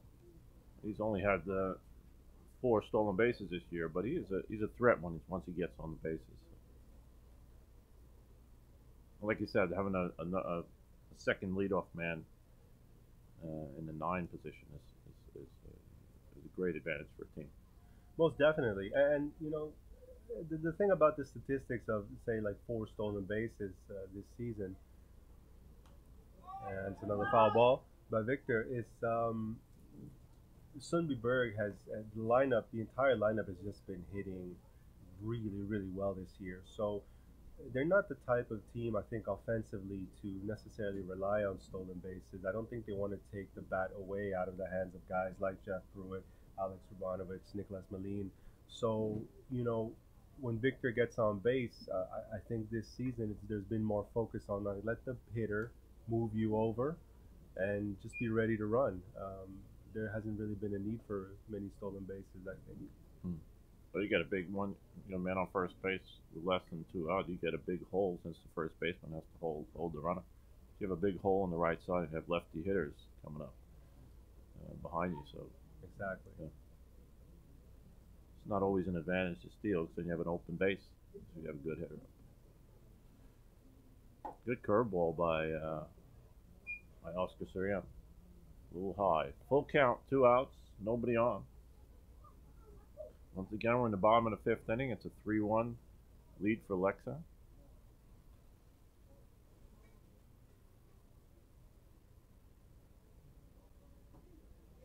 And he walked him. It was a good at-bat for Victor. It's a very good at-bat. Now we're really going to see a little bit maybe the Sundbyberg strategy here. We just talked about how good their lineup has been this year, but we are in the bottom of the 5th inning, literally halfway through the game. Hits have been hard to come by. Do they start Victor here?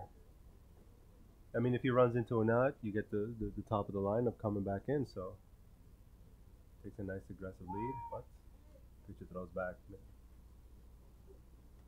Jeff Pruitt popped up to the catcher's first time up and then struck out the second time. He also, that second at bat, he tried to bunt the first time, so he kind of got behind early, had a good at bat, and had to chase a high fastball, struck out. But like I said, this is an interesting situation. I think it'll depend on the count here, where the count is. If they get it far ahead, they might send Victor. Even far behind, they might do something as well. That right now we got 0-1. We'll see what happens once the count gets further in the count.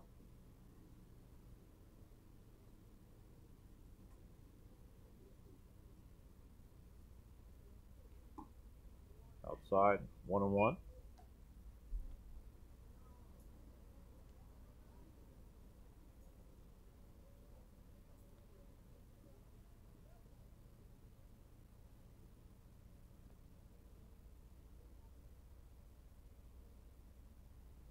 There goes Victor. High strike, 1-2. Good throw by Kevin Kios. He got him. That was a great throw by the catcher there.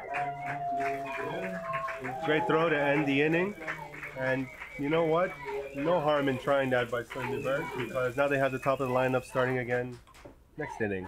So exactly.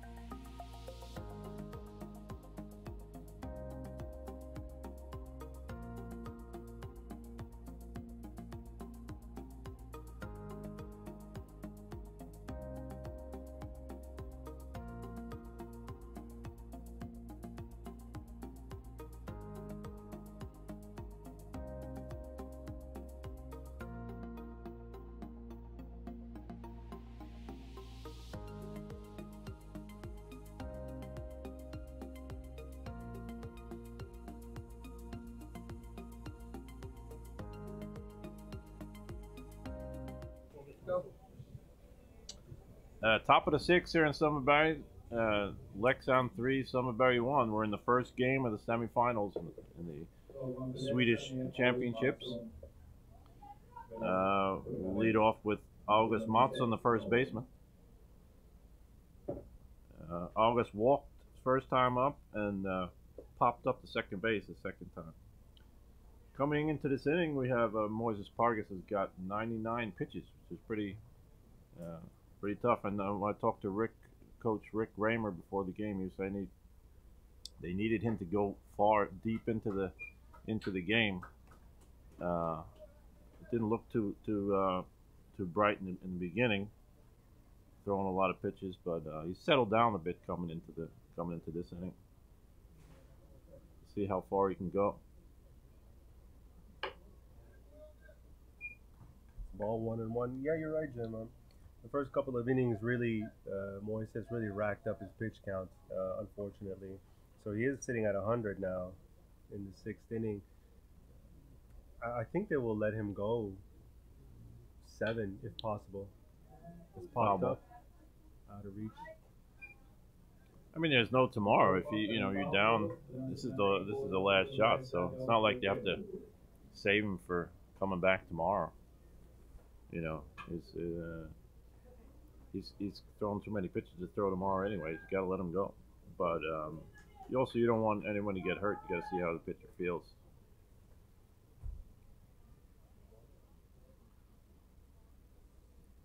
All speed pitch bounced away. They call that a strike.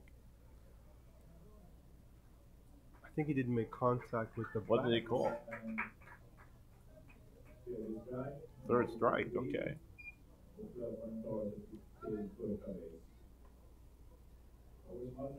Okay, first runner gets on base for Leksand.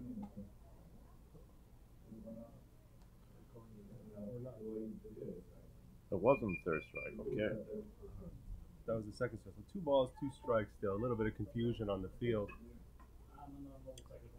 Didn't look like a strike when I first saw it. Oh, okay. We got an explanation from the official scorer that they checked with the first base umpire, which they're supposed to do in this situation. There was no swing. Leo Bexham, the catcher, played it out like it was a third strike. Now we go to full count, 3-2. Well, the key thing is getting the leadoff man out in the inning, and that's been a little bit of a problem for Moises. Well, only in the first inning actually, but when he gets behind, that's when he gets in trouble.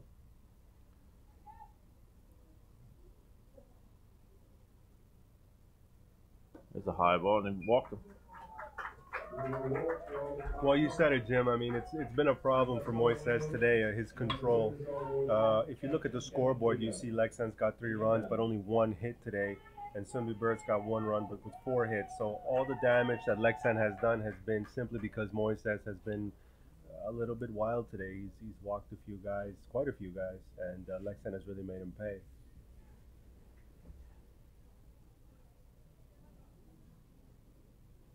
Kevin Kios coming up. He walked and grounded at third. And he had a great defensive play throwing Victor Kronwall out at second last inning as he was trying to steal.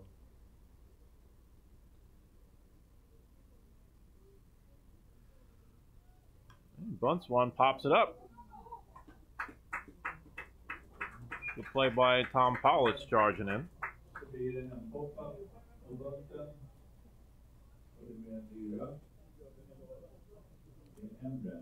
That's like the 3rd or 4th pop-up bunt we've had so far this game. Right? Victor Kronwall was the only one who put down a pretty good bunt. Yeah, you're right. Got 1 out, 1 on. That'll bring up James Hewitt. Or am I wrong? Oh, it's...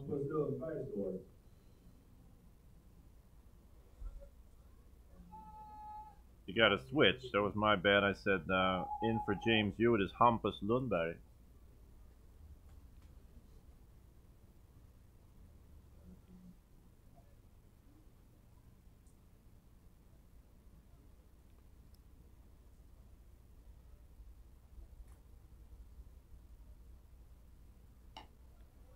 High ball 1.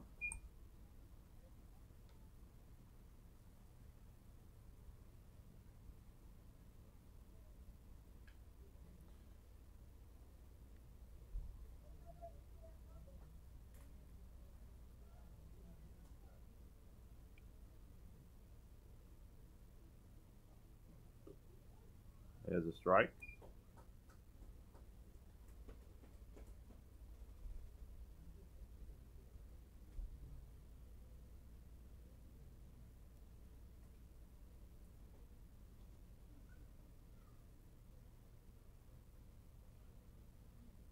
One on one, 1 out.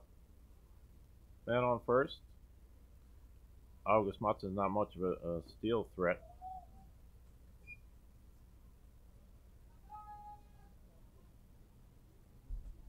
No, he's not actually, Jim. And this is again what we've been saying earlier this game. This would be a great time to pitch to contact for Moises. Just let your infielders do their job. If the runner's not a threat to steal, well, double them up. Get out of the inning quickly. Keep your pitch count low, but that just doesn't seem to be the case right now.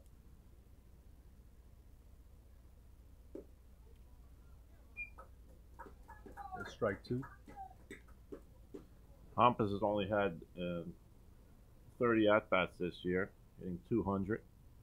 He's a solid player. I know he's a very promising young player coming up a few years back. Smart hitter, smart player. 2-2. Struck him out on the fastball.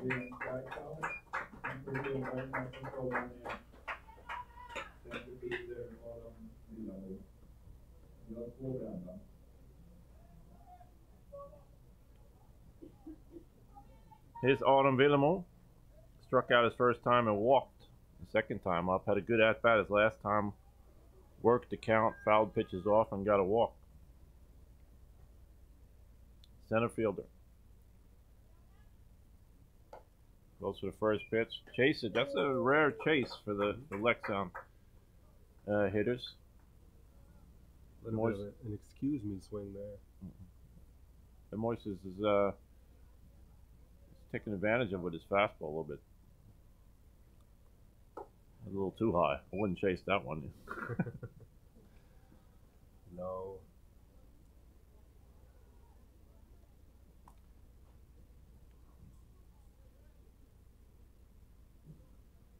We got 2 out, man on first. 1-1 count to Adam Villamo. Alfred Glavor on deck. Pops it up.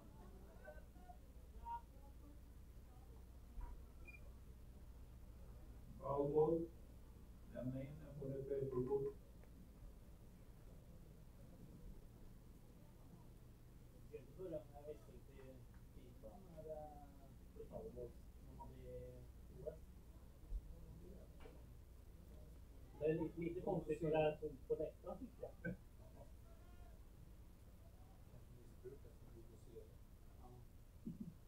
1-2, 2 out. Balance is at 2-2. Good job at bat here. If you get it to 3-2, the runner's going to be moving, right? I think the bottom of the lineup has done a good job, good at bats, even though they haven't produced a lot for Lexion, but they made Moises work. Throwing a lot of pitches. Another one bounced it. Now we got a full count. So the runner will be in motion with 3-2, 2 out.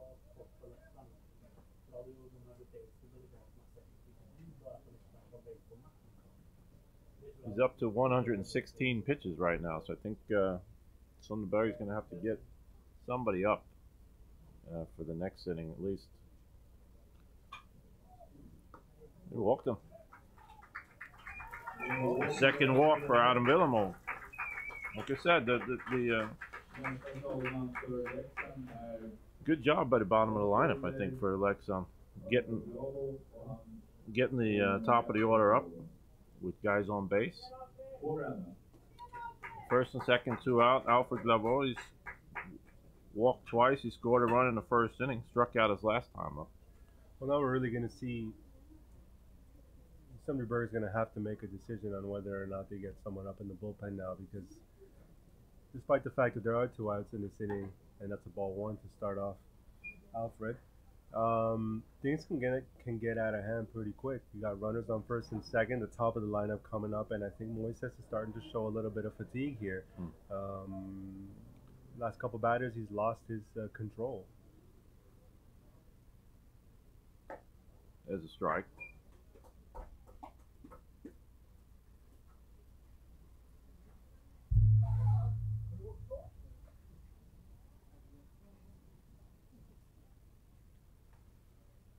Well, we'll see what happens. See how they're going to use their bullpen today.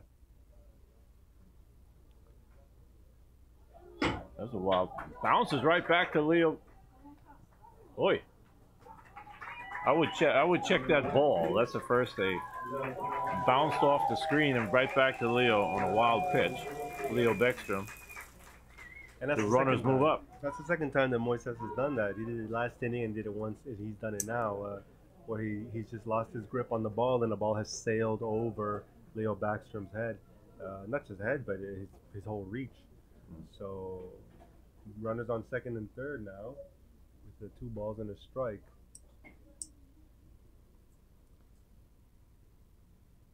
Fouled it off. 2-2. I think Moises just needs to focus on the batter right now.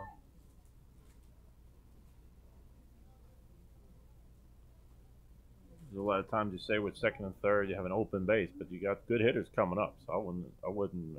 This is the guy he wants to get. Exactly. Right here. Exactly. He got him, strike 3. Well done from Moises and the top of the 6th inning.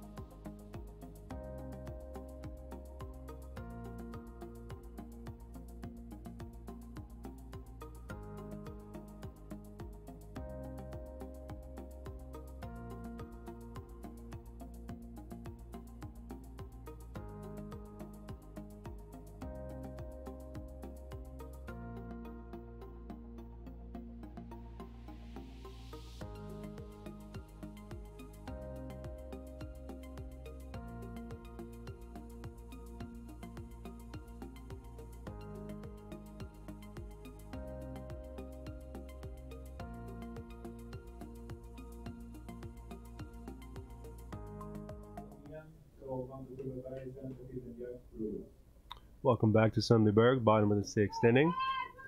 Top of the order up for Sundbyberg, Jeff Pruitt, the center fielder. Fouled up his last at bat.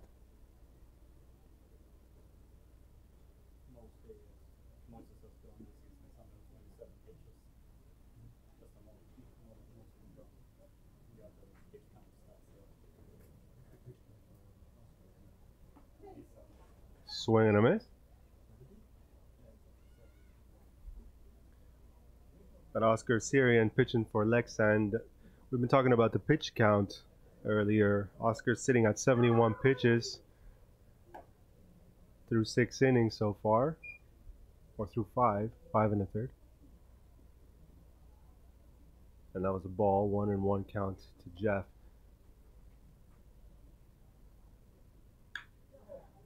And that ball is hit hard by Jeff. Fly ball to center field. Center fielder gets under it and makes the catch. That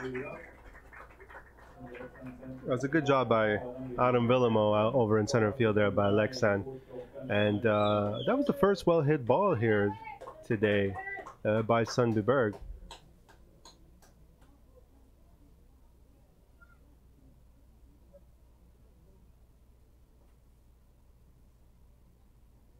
Now up Alex Rabanovitz. Alex has had some pretty good at-bats.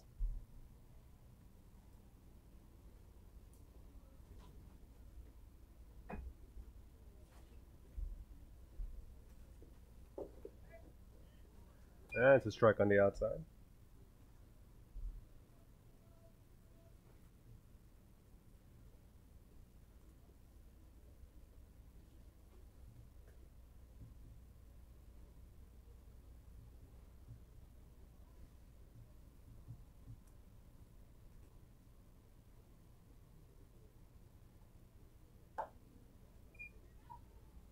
And it's an outside pitch. Count is 1-1. I think the Sundbyberg hitters now, Jim, really need to, well, I guess wake up is the only appropriate word to use. Well, Alex has done his part. He's got 2 hits today. Ooh, tough pitch.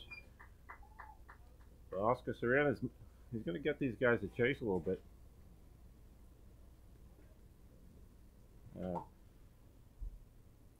Alex Rabanos has been the only guy really putting the bat on the ball today. Yeah, that's right. Well, Adam Hopkins got a hit as well, but. And Jeff Pruitt hit. Oh, there's a hit. Curveball up the middle. Good play again by Charlie Brown. Boy played that really well. He was sort of shading towards the second base, and he was in the perfect position to just scoop that up and make that play at first base.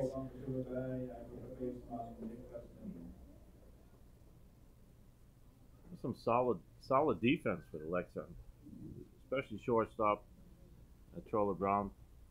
Alfield's made a couple nice plays. Daniel Linder would have turned a couple double plays and so forth. So, yeah.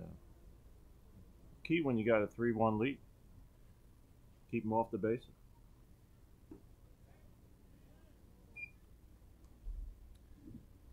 You can see that Troll is setting up behind second base once again both against Alex Rabanos and against with Nick Moline coming up, left-handed hitters.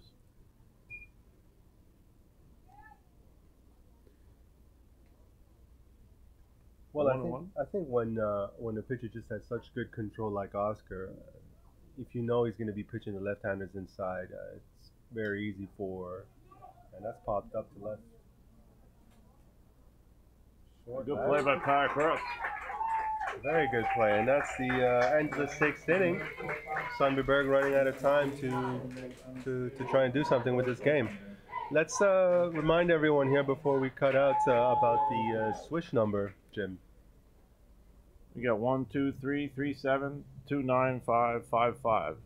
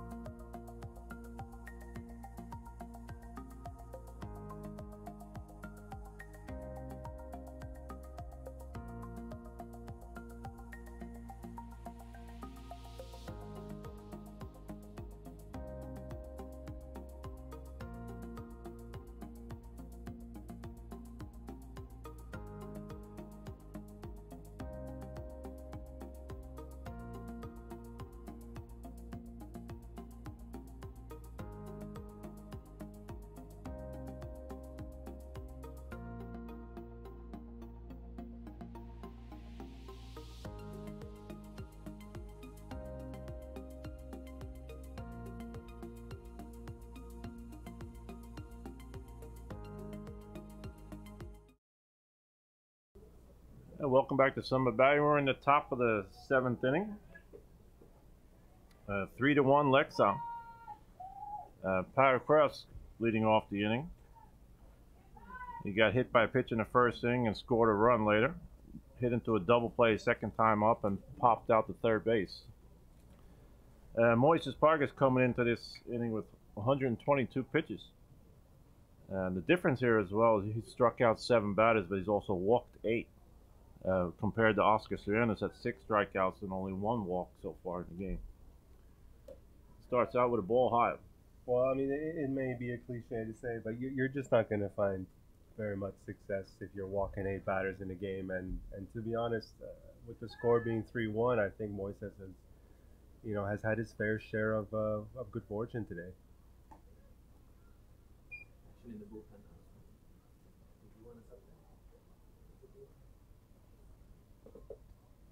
A little action in the Summit Valley bullpen. We'll try to find out who's out there. Sitting far away, so it's tough to see.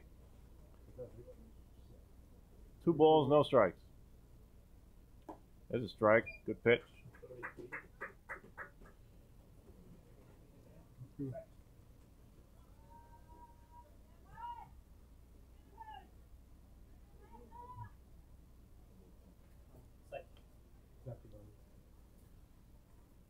It looks like we have Zach Rabanowitz warming up in the bullpen.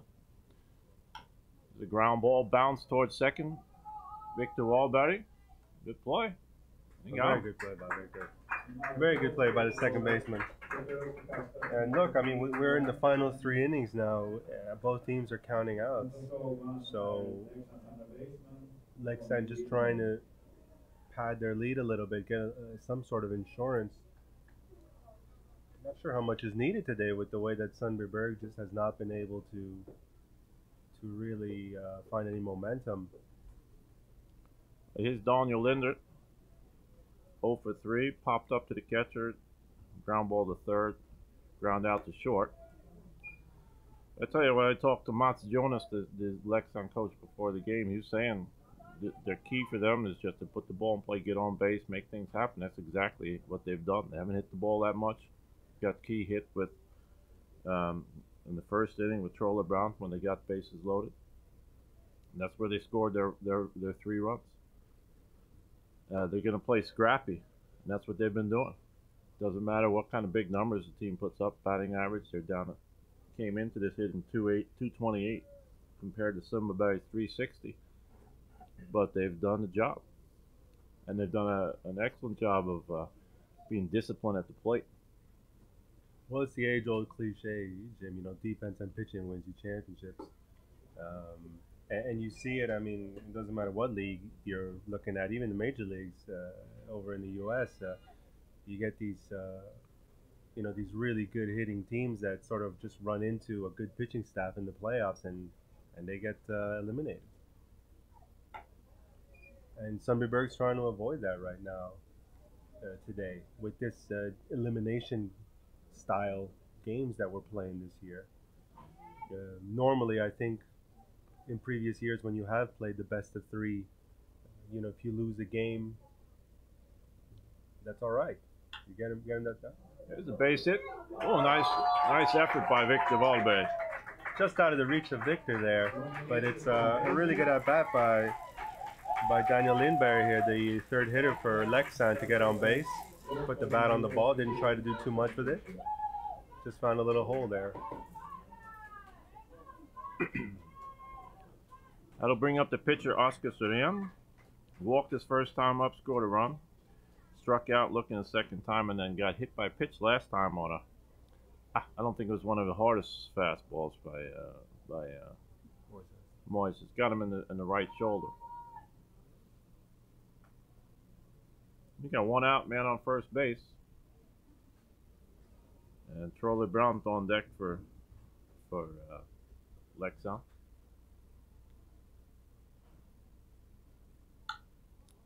There's a pop-up. Third base, Tom Powers makes the play. There's 2 outs.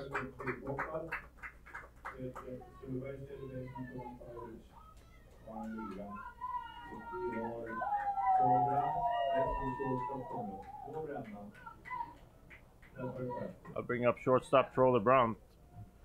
He's got the big hit in the first inning, driving 2 runs.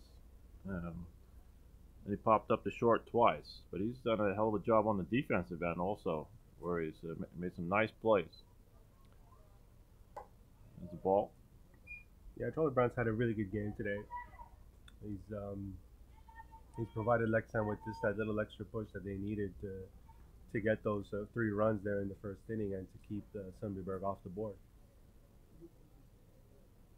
And it just continues to be a cold, windy day out here, so it's increasingly difficult for players to stay warm out there, and It's a bouncer. 2-0. I mean, we might see Moises, his pitch count must be in the 130s now. I wonder if he'll hit 140. 133. He might hit 140. 2 down, 2 balls.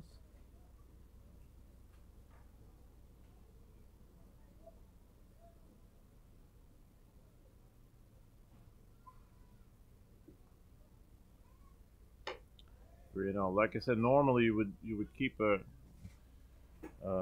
count on the pitch count, keep a good look on that. A guy wants to come back to pitch another day, have a few days rest and so forth. This could be the last day of the season for Sundbyberg if they don't come back in a couple of runs. There's no tomorrow, as the cliche is. That's very true. There's a strike one. 3-1. Well, I think the other thing is also, I mean, Moises throws very hard, and if you have a team that's seeing a guy throw 90, 91, 92, and suddenly you get a reliever that comes in and throws, it's a very hard hit shot. ball. Tough hop ball for Alex. Yeah, very hard hit ball. Just sort of ate him up. Was not able to keep it down in front of him. But he did keep it from going into the outfield. So it keeps the runners at first and second and allows Sundbyberg to try and just to limit that damage. We'll see what the official scorer made that one. That's an error on the shortstop. A tough bounce, but it was hit hard, but that should have been made, that play. We got first and second now, with August Mattsson coming up. It's the first pitch. Good play by Alex Urbanowicz. Make the play. Very good play. Made up for it. Yeah, that's right. Very good vindication play by Alex. Keeps him off the board. Keeps the game 3-1. And now we're taking a little bit of a 7th inning stretch before we get to the bottom of the 7th.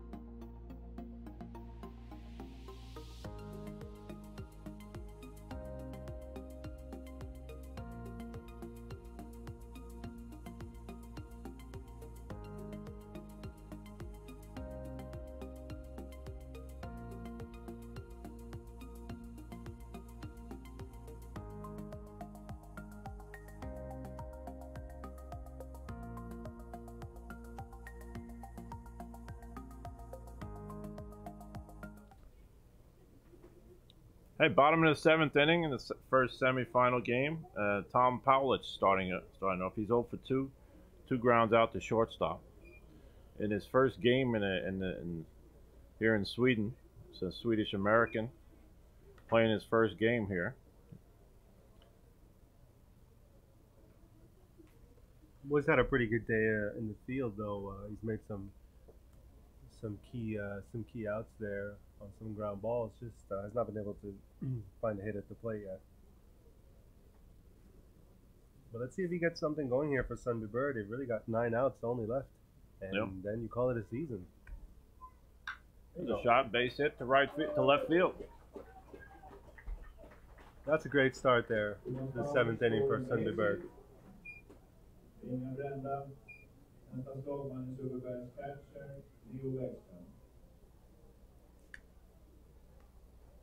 That'll bring up Leo Bäckström, like we've mentioned before, having one of his better seasons, but today he's 0 for 2, struck out twice.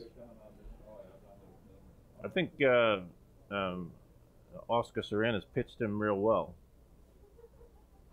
He's made him chase a few pitches. Both him and Philip Geisler, who's on deck.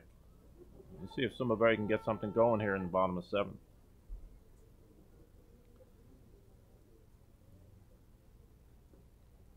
Swing the first pitch, gets away, and Tom Powlich takes off to second base. Advances on the pass ball. Well, that's a really good break for Sundbyberg. He just advanced the runner freely. Well, I think what these hitters need to hopefully be thinking is that this could very well be their last at bat of the season. So we got to make this one count.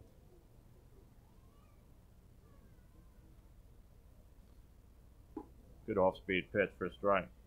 He's had command of his off-speed stuff all day. He's doing a good job, Oscar Soriano. Oh, he's done a hell of a job today. Hell of a job. Like I said, mixing it up to the middle of the order. Thomas Paulus got a hold of him now, but his pitch Paulus well. Leo Beckstrom, Philip Geisler made them chase his pitches.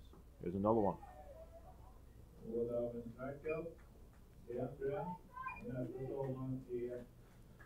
Looks like he's gotten into Leo Beckstrom's head a little bit.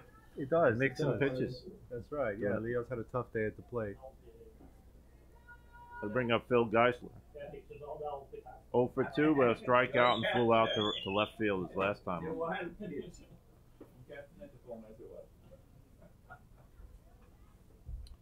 Got one out, man on second base. Once again, we have this bit of a shift on where right where Troller played it perfectly.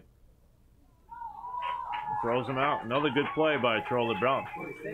Oh, they call him safe. The umpire has called that the first baseman stepped off the bag, so we Ah. called Philip Geisler safe. And that's a big break for Sundbyberg here because had he called him out, it would have been 2 outs with a runner on third.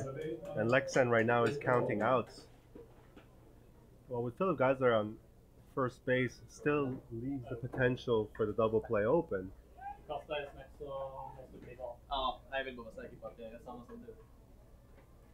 It's like the first base umpire gave a warning to the Leksand bench.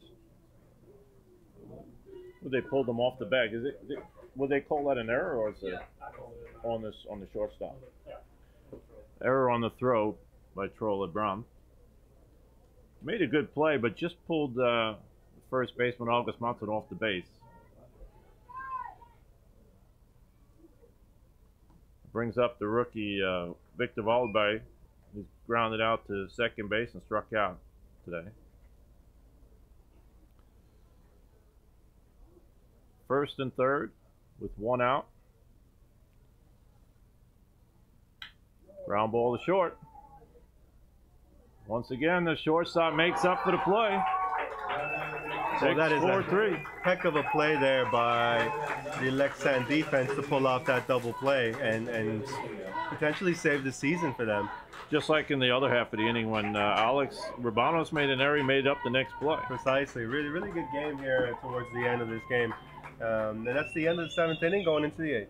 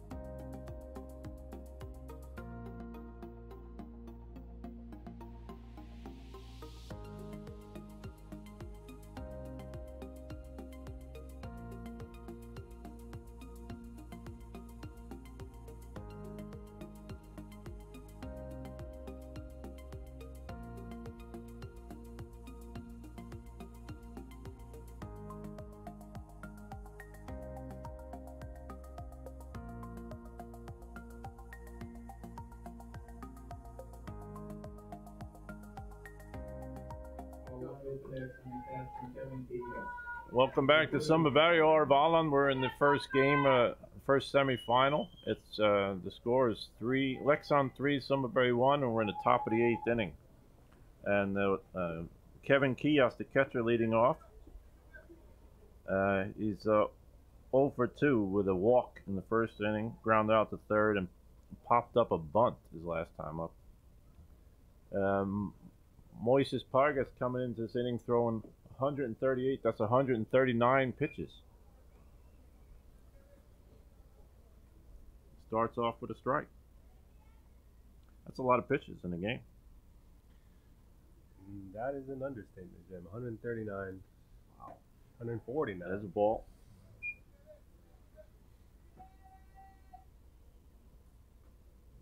I mean, you hear about this sort of being an issue a little bit in more of the younger junior leagues around the world, where some of these young kids are expected to throw just over the head of the batter there.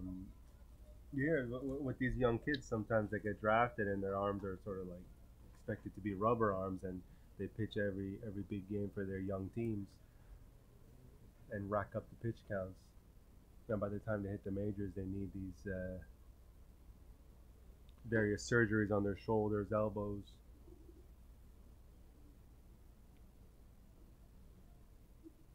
Well, one of the concerns also here is just, he's got to keep throwing strikes, so he's a little off. Let's see, he's throwing 3-1, getting behind hitters. So that's got to be an issue that you got to think about. Definitely. And you see Moises right there shaking his head. That's the third wild pitch over the head of Leo Backstrom that he's thrown this game.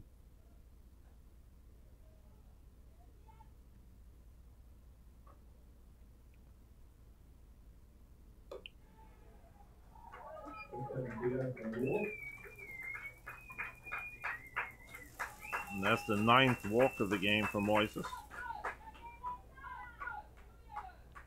That'll bring up Hampus Lundberg, who came in to play right field. He pitched hit in the 6th inning and stayed on to play in right field. He struck out his first time up on a fastball. We might have a little bunting situation here with the 9-hitter coming up. They might want to. Kevin Key is not much of a running threat. They want to get him over. And then do squares the bunt, ball 1. Ooh, we called it a strike. He must have offered for that. It looked like it was a bit outside. That was outside, yeah. Looked like he pulled the bat back, but the umpire called it a strike. It's curious that the Sundbyberg coaching staff, I suppose, feels that their best option continues to be Moises throwing his 45th or so pitch, and that gives them the best chance of winning this game, rather than taking him out and putting in a sort of a fresh, warmed up reliever.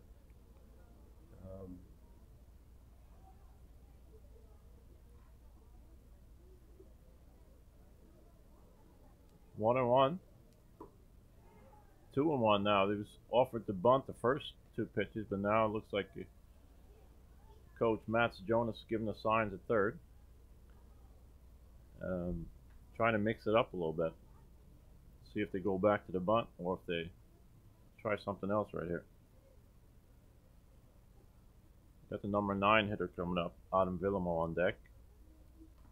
Fouls off the bunt. 2-2.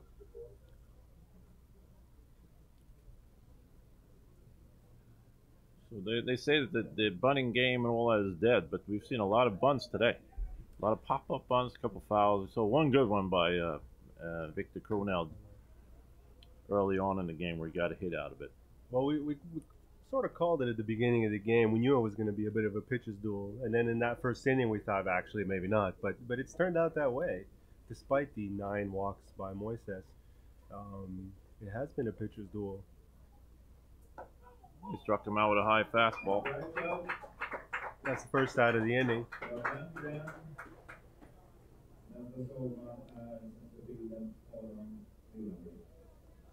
Adam Villamo is 0 for 1 with a strikeout in the first inning, but he walked twice. I think even though he hasn't produced much. He's walked twice, got on base. He's made the pitcher work, got deep into the counts. He's done a good job.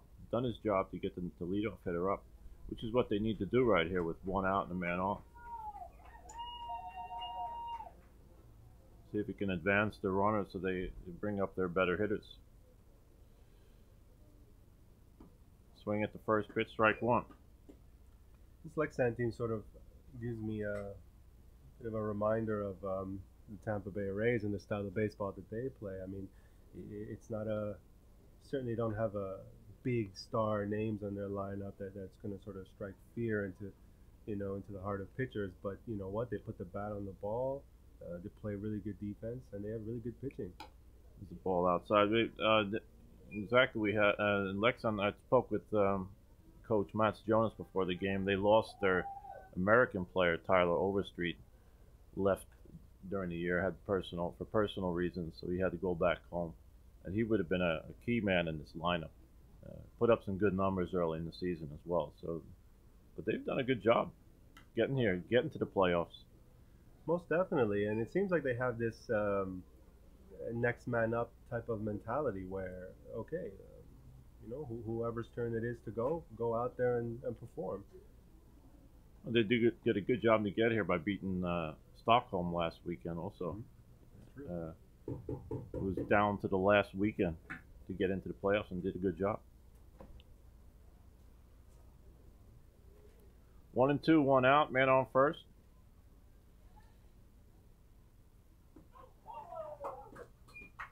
They struck him out.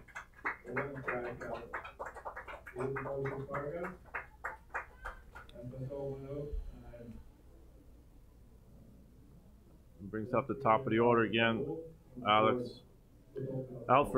Glavo. He's got 2 walks and 2 strikeouts. Scored a run in the first inning.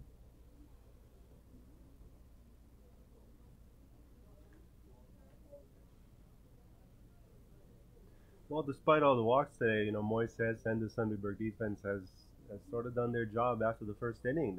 Lexan has not scored any more runs. There hasn't been any too serious threat to score. That was way outside by Moises. Ball 1. We talked negatively about his walks, 9 walks, but he also has 9 strikeouts. So he's getting it done.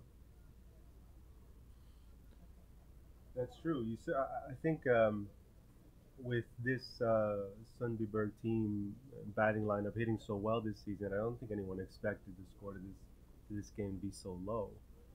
But then again, we also did talk about Oscar Sarian having a hell of a year pitching. 144 ERA, just 4 walks this year before the start of the game. It's another ball. He's behind 2-0.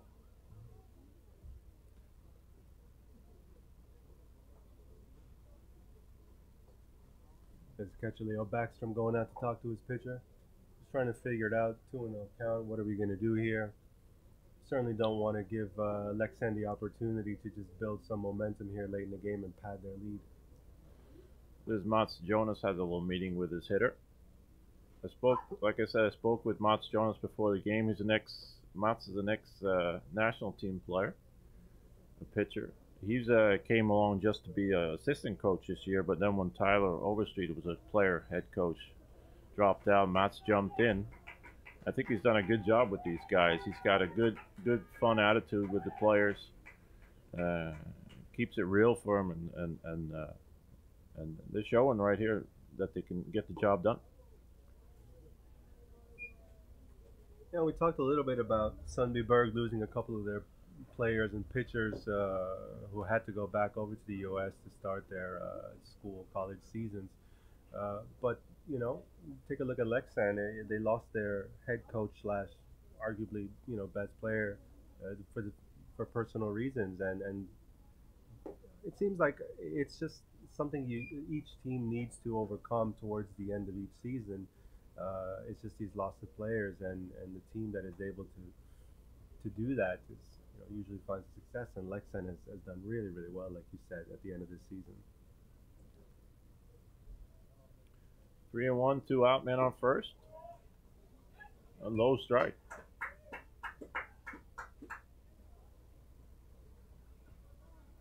Once again, we're at 3-2, 2 outs. The runner will be in motion at first base.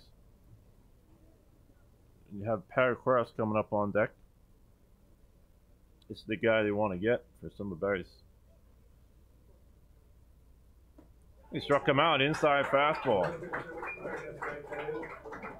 That's at the end of 7.5. We still have Lexon 3, Summerberry 1.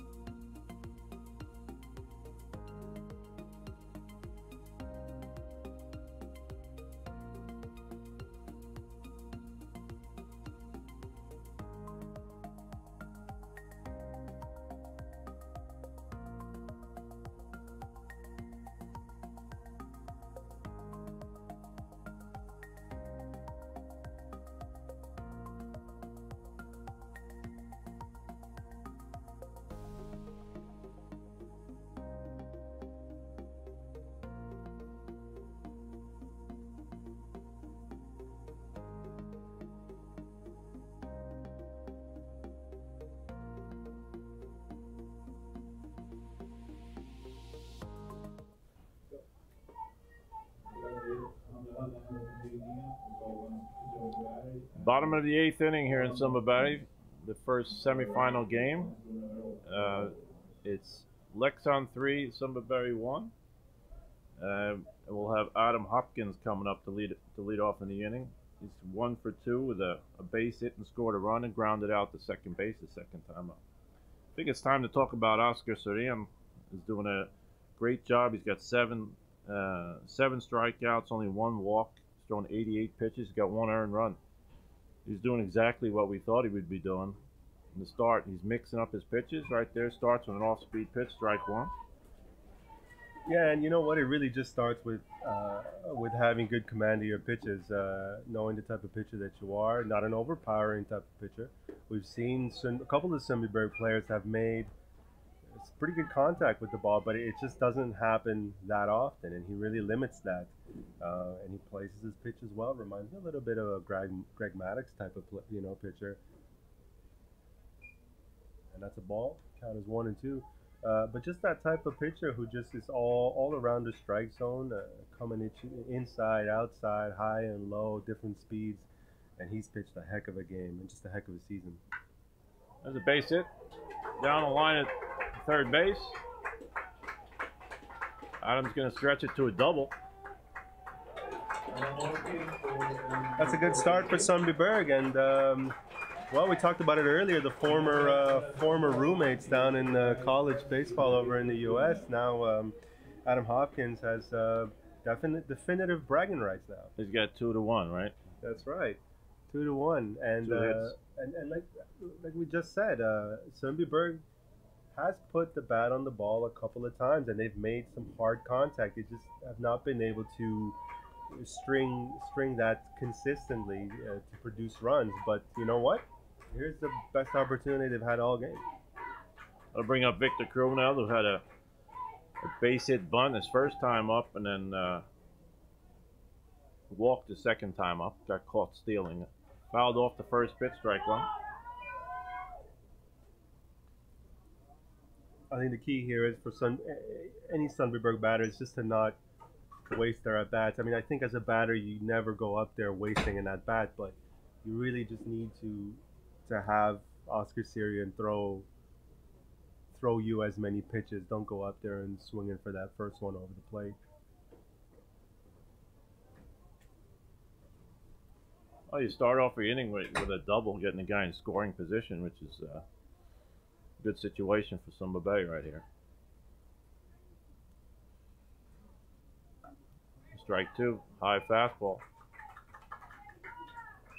Once again, the difference has been that Oscar Sirian has been working ahead in the count, throwing strikes early in the count, whereas Moises Vargas has been working back from starting out with balls, getting deep counts. There's a foul ball, strike.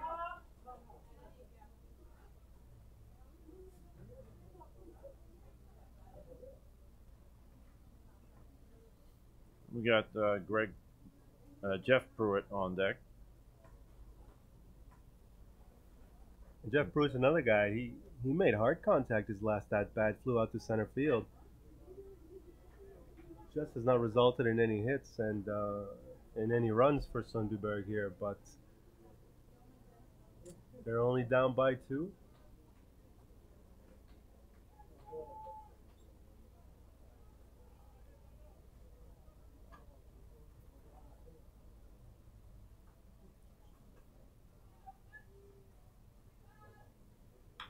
There's a ground ball to short.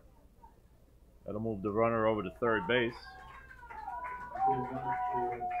And that was a good at-bat by Victor. I mean, he was down, he battled back, and you saw that hit to the shortstop there was just a little slap. He just made sure he put the ball in play. That's all. He moved the runner over to third base. That was the key right there. Where if you think back, I'm being a coach, you're always analyzing things, but Adam stretched that base hit into a double that he gets on second base. Instead of being on first base on that last play, it would have been a double play. So then they would have nobody on and 2 out right now. Now you have 1 man out with a man on third base instead, with Jeff Pruitt coming up. Swings first pitch, strike 1. Jeff's 0 for 3. He's got popped up to the catcher's first time up, struck out and flew out to as Roberto said, it got good wood on fly out to center field his last time up. 0-1 count with 1 out, man on third. I'm a little surprised that the defense, the first and third baseman are playing in on the grass. They've got a 2-run lead here. The strike. Normally the deeper you play, the more range you have. I mean, they're looking to get outs. Yeah, you're right, Jim. I mean, it is interesting that they're not trying to prevent Jeff Pruitt from potentially having extra base hits. Exactly. Also, there's a wild pitch. That'll score a run. The third strike. Fastball. That was the fastball. We saw 2 things there. Number 1, Victor Kronell ran from third home and scored on that fastball. We talked about his speed, how critical that is, how he uses that to his advantage, and he did that right there. That ball didn't go very far. The catcher was able to turn around and go grab it, and it did slip out of his hand a bit before he threw it, but Victor was just so fast, he made it there before they could do really anything with it. And the second part is, that's the second time that the Leksand defense has sort of broken down a little bit. Is there 1 out? There's 1 out, right? That's 2 outs because Jeff Pruitt struck out. Even though he made it to first base, it still counts as a 1 out. There's only 1 out. There's only 1 out. Yeah, he's on first base. Correct. There's 1 out. Only 1 out. It was just right before that happened. It was the third strike and went to first. I was thinking, this is the guy you want to keep off of first base. Good base stealer. Precisely. and now they got a run out of it. So now you're down to a one-run game. With probably one of your better hitters up 2 for 3 today. Alex Urbano fouls one off.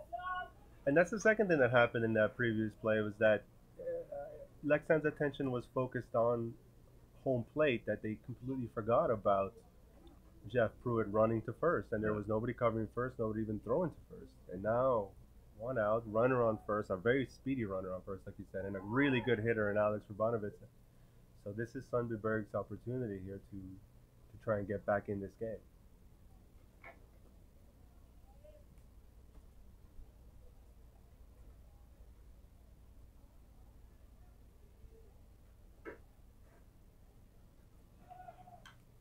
That's a fly ball to left field.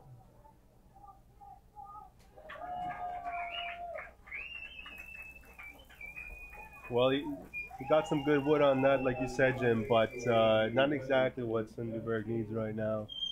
Regardless, we now have Nicholas Melin up to bat, another big power bat.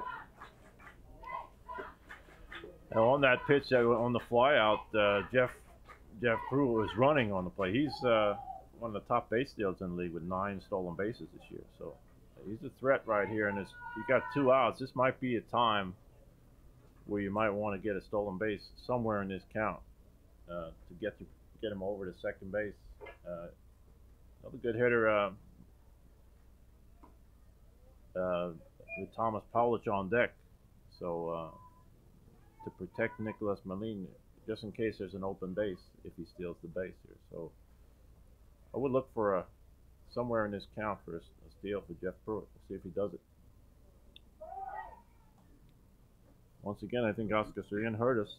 I think you're right. Threw over exactly after we talked about the base stealing abilities.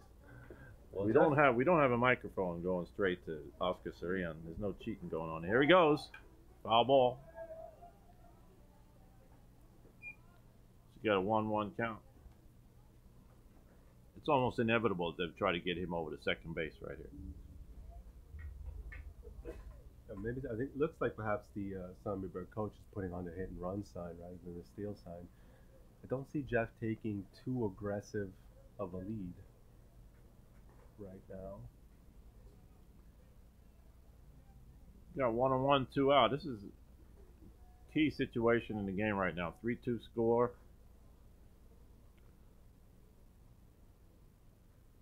Bounces it. 2-1. Once again, look for a steal situation coming on here.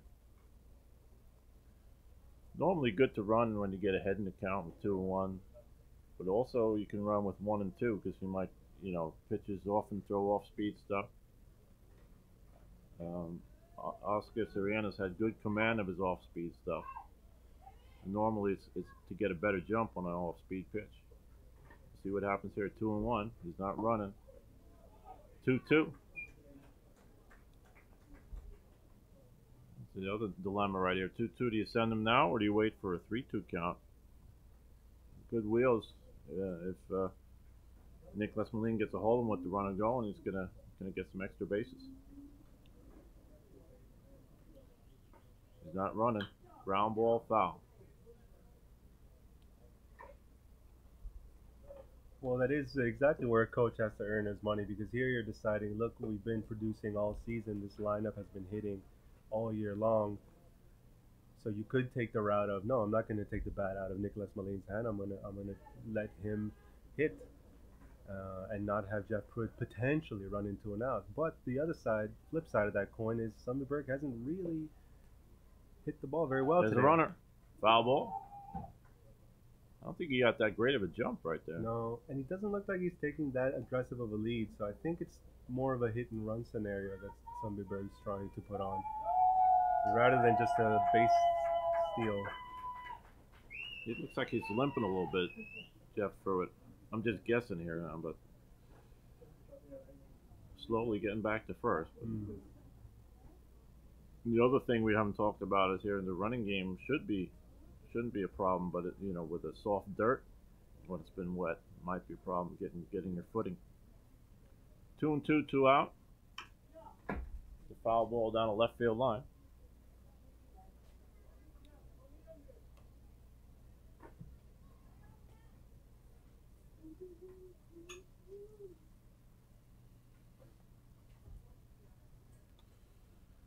Two. 2 balls, 2 strikes, 2 outs. Man on first. We're in the bottom of the 8th inning. 3-2 score. Once again, Lexon has that little bit of a shift on against Nicholas Malin. The shortstop playing out towards second. Runner goes. Ground ball to second. Daniel Linder bobbles it. Makes the play. That'll end the inning. Well, Sundbyberg gets a run. Down by 1, 3-2, going into the top of the ninth.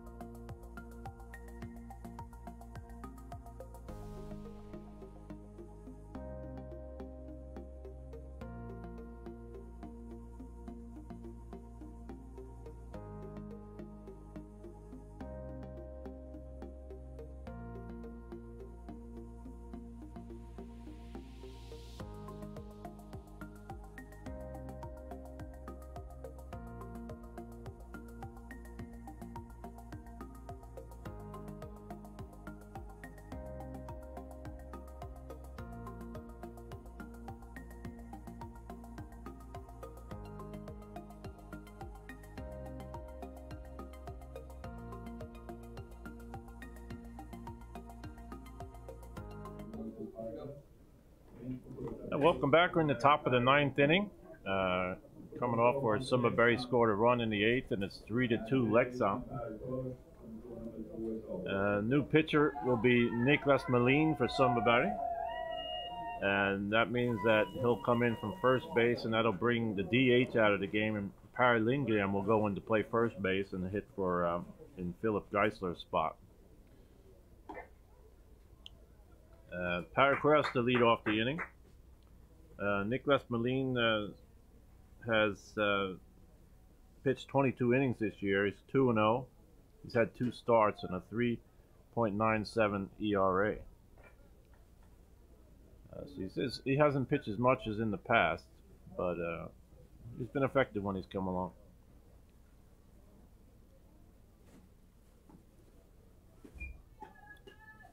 One and two. Well, you know, Moises and the Sundbyberg defense, I think, have done a pretty good job considering a little bit of control issues for Moises today. Probably not the start that he wanted, but at the end of the day, you know what? You're only down by 1 run, so you give your team the best opportunity to stay in the game, and that's exactly what he did. So job well done by Moises. And Nick Berlin goes to full count on Power first. Power scored, got hit by a pitch and scored a run in the first. He's hitting it to a double play, popped up to third, and grounded out to second base today. He takes a walk.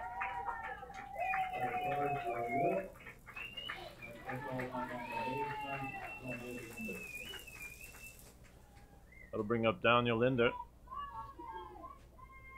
1 for 4 last time up, got a base hit to right field. Bounced it and went through where Victor Valberg dove and couldn't get to it.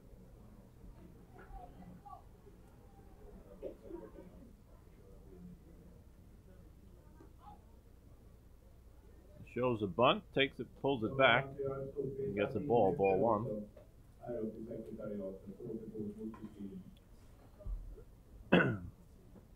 Daniel tried the bunt in the first inning, but popped up to the catcher. This is a bunt situation right here with Oscar Saran on deck. Gets a good bunt this time out to third base. Tom Powledge makes the play, and they got him.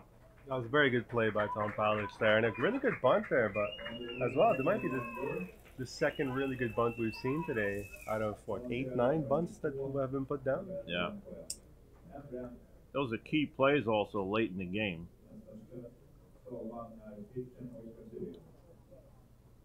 To get that bunt down. We've seen, like we've talked about, a lot of bunts today, a lot of pop-ups. But Daniel Linder does a great job moving the runner over to second base. And you got Oscar Saran with an open base, but you have Troll LeBrant on deck, so you don't want to give him anything right here. You want to go right after him. That's right. Troll has been swinging the bat really well today. I don't think Nicolas Melin wants to bring him on with 2 guys on base. Goes after the first pitch, pops up to third. Foul territory. Tom Powledge makes the play.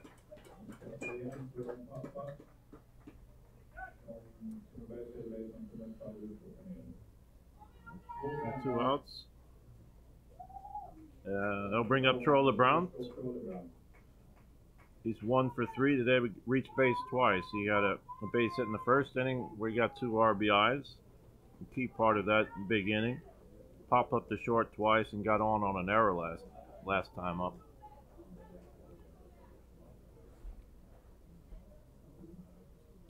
We got a runner in scoring position at second base.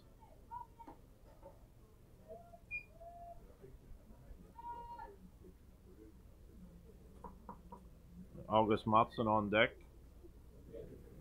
for Leksand.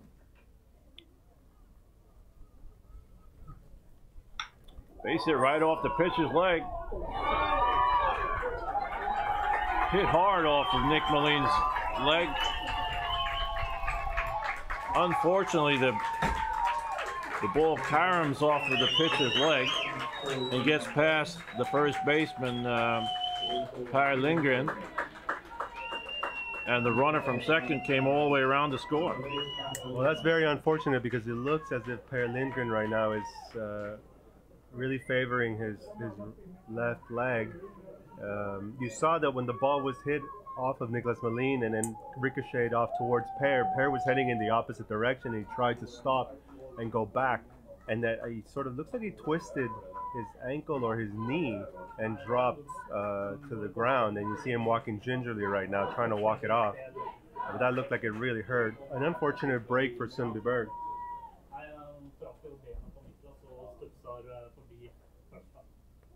Well, they're going to have to make a decision here.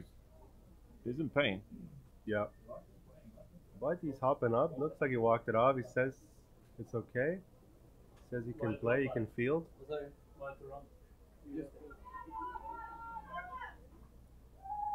Yeah.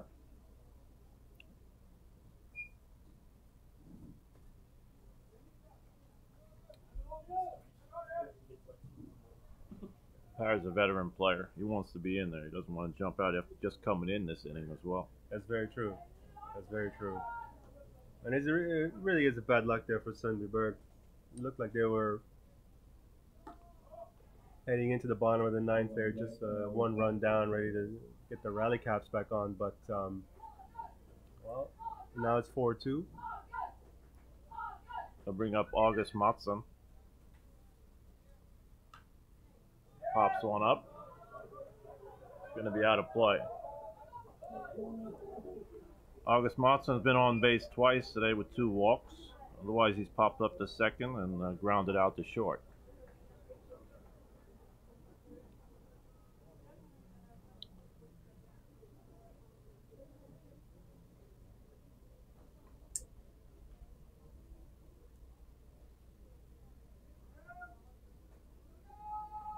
Key that they kept that he got to second base on that play as well, the hitter. So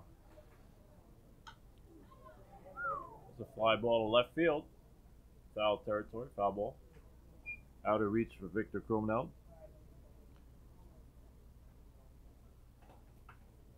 And 2 outs with a man on second base. Kevin Kios on deck for Lexon.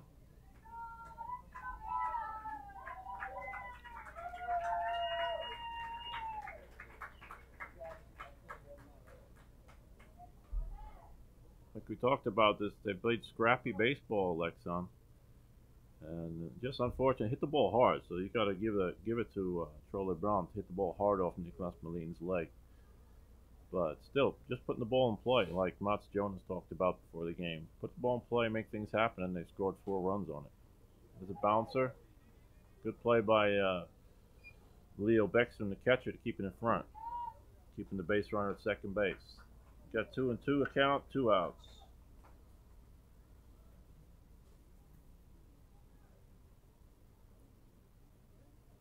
Support the infield, they cover ground here. And save a run in the holes right here. Ground ball through in the holes will score a run. So the old saying, get dirty and make the play. That's right. Get down and dive and make the play. So the third baseman, first baseman are deep. Ground ball to short. And an error by Alex Urbanowicz. That'll score another run.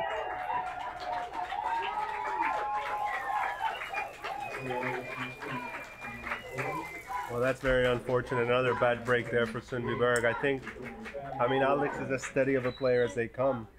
And I think he just probably anticipated that throw already happening before the ball was actually in his glove. Took his eye off it. Just bounced off the glove. You know, it's being up in the moment as well. He probably didn't know he had more time than he could have waited a little bit back. Not a fast runner, August Mattsson. He could have taken his time on that fielding that play. Yeah, you're absolutely right. It's very important to be aware of, situationally aware. You know, you're hearing more and more talk about baseball IQ, and that's exactly what that is. Knowing where you are in the game, who's up to bat, who's running, what you need to do, how much time you have. All these things are very important. Kevin Kios up. Has been on base twice with 2 walks, 0 for 2. Third strike. And they struck him out and threw him out at first base. But Lexon gets 2 more runs, right? And we're at the end of 8.5. It's 5-2 Lexon.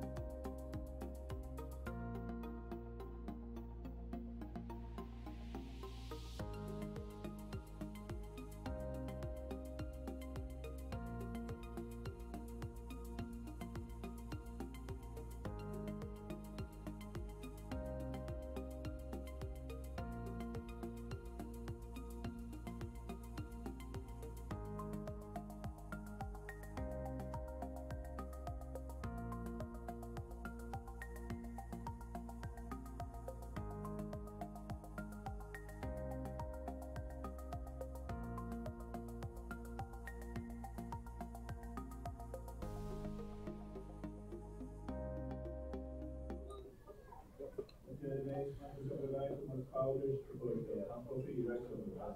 Så Welcome back. Bottom of the ninth. Last chance for Sundbyberg. They're down 5-2 in the first semifinal game here in Årdalen. The second semifinal game will start at 6 o'clock this evening. Rättvik against Sundsvall. Oscar Sirén throwing a hell of a game. He's got 109 pitches so far. That's 110 right there. He's got 1 earned run, 8 strikeouts, 1 walk. And he seems to be in command, just in command of all his pitches. Doing a good job. There's a strike, 1-1. Yeah, he's pitching a heck of a game right now. He's going for the complete game. I mean, it feels really good for a pitcher when your team just gives up a run and then comes back and scores 2 more, and now you've got a comfortable 3-run lead. Why not send him back out and have him finish off this great game? There's Tom Powlich is 1 for 3 with a base hit to left field his last time up. Pops up into the gap. Right fielder Hampus Lundberg makes the play. It's 1 out. Well, Sundbyberg down to their final 2 outs. Leo Bäckström coming up. Just like Sundbyberg, the Leksand bullpen is kind of thin as well. So Oscar had to go deep into this game, just like Rick Raymond was talking about Moises Pargas for Sundbyberg. He's done a good job, Oscar. He's taken him into the 9th inning here. There's a strike.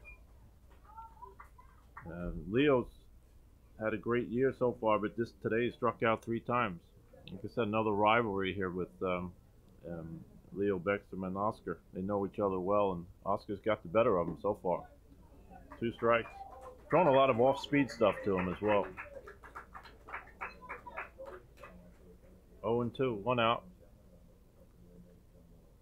And once again, the Sundbyberg can't be hitting the first pitch when they're down 5-2 in the 9th inning. They've got to try to get base runners, make something happen. Yeah, that's absolutely right, Jim.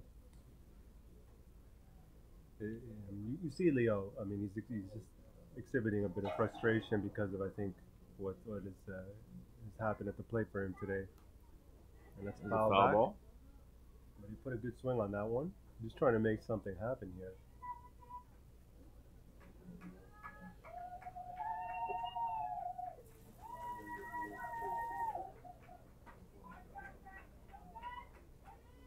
I mean, look, baseball is a game of, well, any sport really is a game of momentum, right? You have to take advantage whenever you get it, and then you have to try hard as hell when you don't have the momentum to really stop it.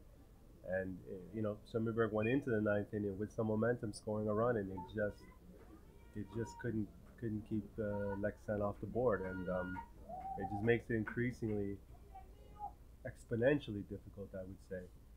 Very disheartening when you give up 2 runs really, really late in the game like that. Ground ball to short. Troller Brandt with another good play.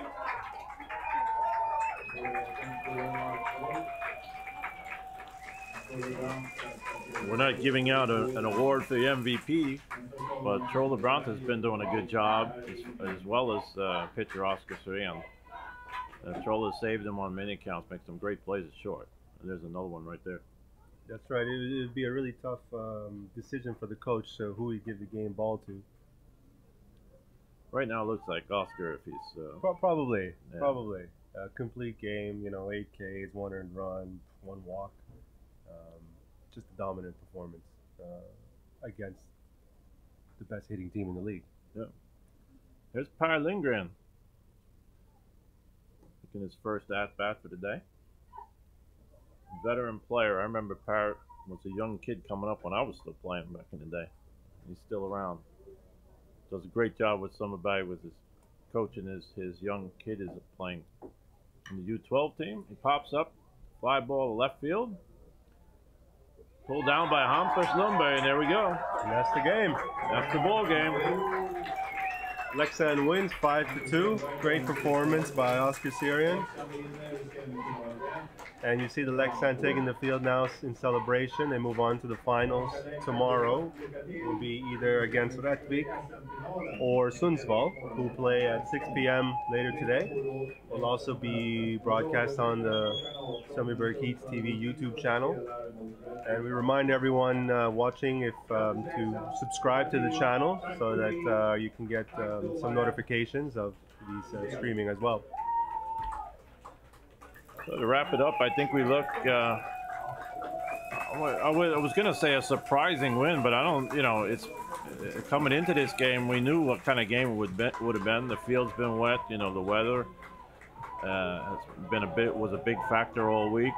And I think Leksand had a game plan. They went out and did it, and got great pitching from Oscar Syrian. Sundbyberg's hitters were stifled with a couple guys got a few hits, but Leksand put the ball in play and got the job done. Yeah, you're absolutely right, Jim. They followed the game plan to a T, and it worked out well today. And unfortunate for Sundbyberg to have had such a great season. And to come to an end this way, but you know, with these elimination games, that's the way it goes, unfortunately. But you know, we had a great game here and a great time commenting. Thank you very much for watching, and don't forget there's a 6 o'clock game later on today as well. You'll be here tonight. I'll be back tomorrow. I won't be here in the second game. Roberto will have I'll be calling the game along with fellow Canadian Wade Conowalchuk. So. We look forward to seeing you, and well, that's the ball game. Yeah, welcome back this evening at 6 o'clock, and then we'll see you again tomorrow for the final. Thanks for watching.